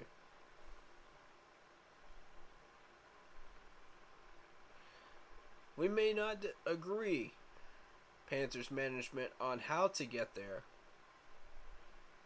We may not agree on coaching strategies, Matt Rule. But at the end of the day, we can all agree that's our goal. You know, there's no denying that. So, you know, football is the best game in the world. That's true, man. I always said once football is in your blood, you can't get it out. That's why you gave coaches 70 or 80. Still want the coach in their blood and still can't get it out, man. Yeah, for real. That's truth. That is straight truth right there. Man, how many of y'all are coaches or former coaches and can agree with that statement right there? Yes, sir.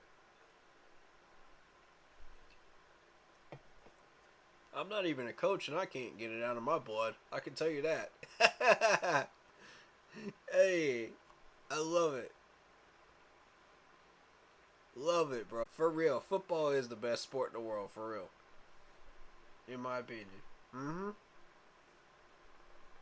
No doubt.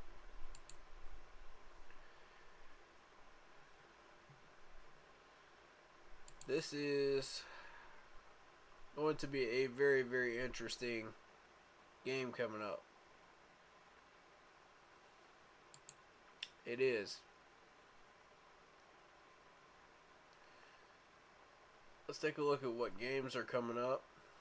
We got Green Bay and KC. That should be interesting. A lot of depth in both of those teams. all the way down the roster. San Francisco's, Houston, or they'll probably win that one. Saints and Chiefs. Chargers, I mean. Saints and Chargers. Good question on that one. I don't know who's going to pull that one off.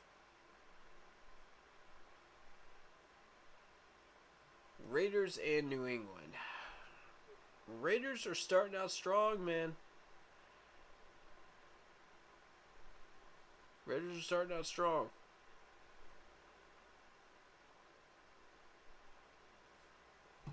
We'll see. Jacksonville and Atlanta.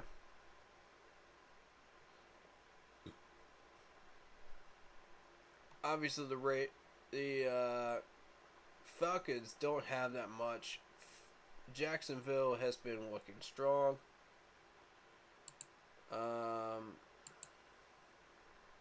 Thus far. Rams and Cincinnati.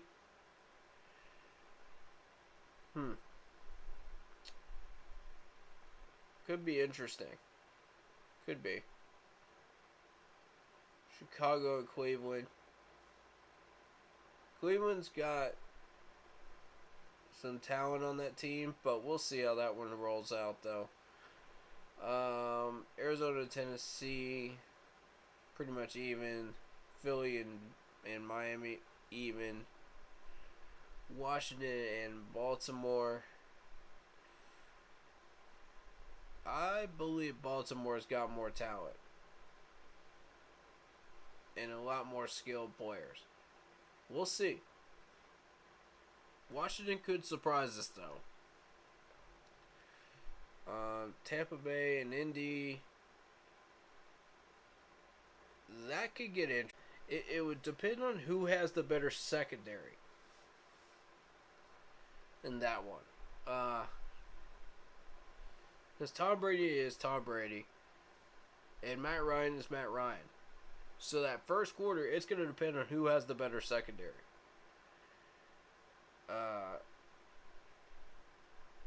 Run defense won't matter.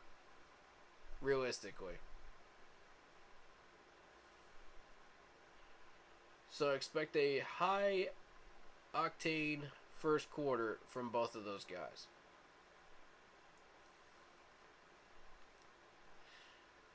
Minnesota and Denver. Denver's been struggling. Minnesota's been okay. Still struggling, though. Giants and Jets. Yeah. Who really wants to watch that one at this point? Pittsburgh and Detroit. Pittsburgh's going to win over Detroit. I mean, it's clear as day. Come on. That's what you're dealing with there.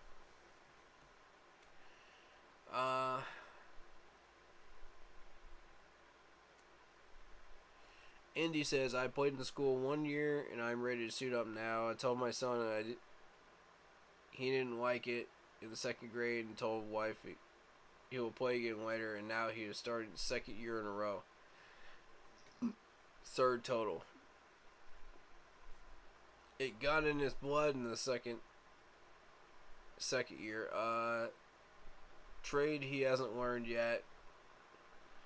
Won't be able to get it out. Yeah, true, man. True. Well, I wish your son a lot of luck. And I hope he succeeds. Yeah,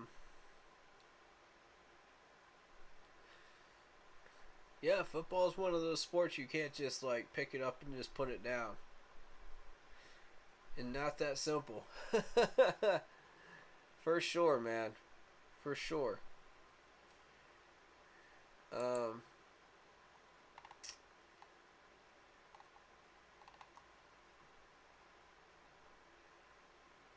But yeah, I see a Buffalo team that goes 12 wins. We'll see. He's in 8th grade and plays offensive tackle. Okay. Cool. You gotta really want to play the game if you want to be an offensive lineman. You gotta really want it, man. You gotta have that hunger if you want to play offensive lineman. Because they get beat up every single game. They get beat up, bro. Real talk.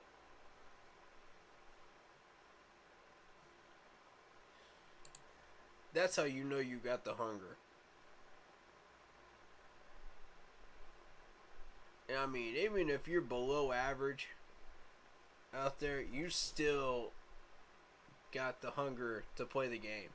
And you got a love for the game if you're out there on that trenches every single play till that clock hits 000.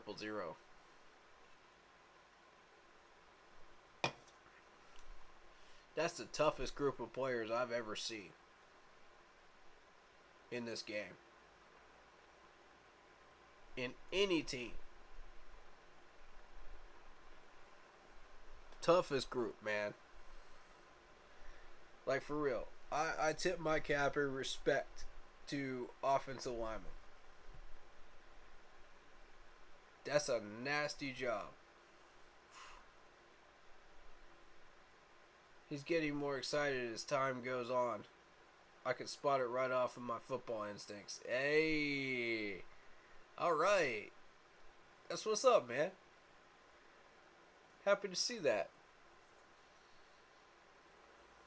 You know, have him check out some Jordan Gross film, you know, from back in the day. Jordan Gross was a fun one to watch.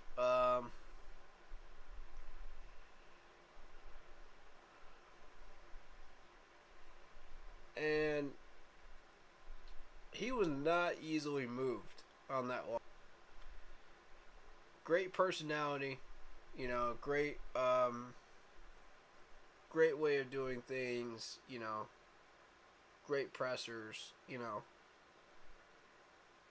and you know, I just love Jordan Gross so much, man. That dude was my guy, man, for real, back in the day. Have a good night, Andy. Appreciate you, man. But yeah, have him check out Jordan Gross, though. Alright. Just real quick. Shout out to Josh Rosie, who subscribed. Douglas Cox. Paul Shaw. And anyone new that just subscribed recently, I appreciate y'all. Welcome on in. Same with the follows on the Facebook page. Welcome on in.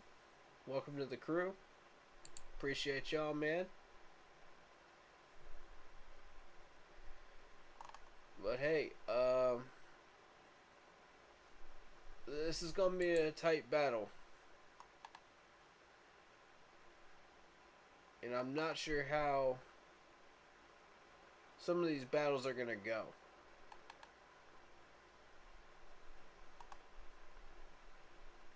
I'm real interested to see these wide receivers versus their corners. Real interested. So we'll see. Y'all want to add? Any players y'all want to talk about? Throw them in chat. I'll be doing a car live stream tomorrow afternoon. So, as always, keep those answers short and sweet and easy to read so I don't have to take my eyes off the road tomorrow. And I'll post when I am doing that stream within an hour of when I plan on doing it. So, there will not be a pregame stream on Thursday or Friday. Okay, we'll just be launching right into the game. Look at Facebook group page for the Zoom chat ID and password. It will be open within 15 minutes of game time. Okay, guys? So make sure you check that out if you want to watch the game with me. I apologize that I did not have that available last week. It's because I was fighting the flu. So, well, I was fighting a cold, really. So, either way,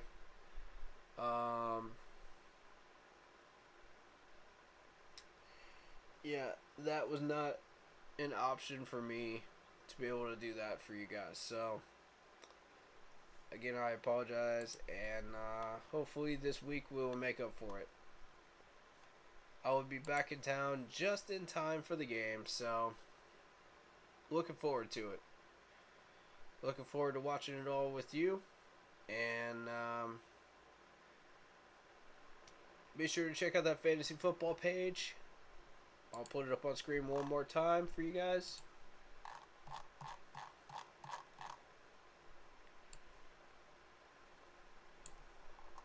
There it is. It's in the pin post. Go check it out if you want to be involved in that.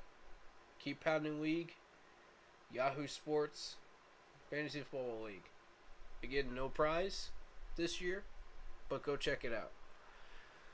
Alright, if you are new here, hit that like and follow button if you are checking out the Facebook group page. Hope you guys enjoyed the stream. If you did, please let me know. If you are new on the YouTube channel, hit that like and sub button, hit that bell, select all, leave a comment down below if you feel like doing so, and be able to check out my card streams and stuff like that. Go check out the Facebook group page. It's the easiest way to find me. Alright, guys. As always, I hope these streams find you happy, healthy, and well. And until tomorrow, and until next time, keep pounding.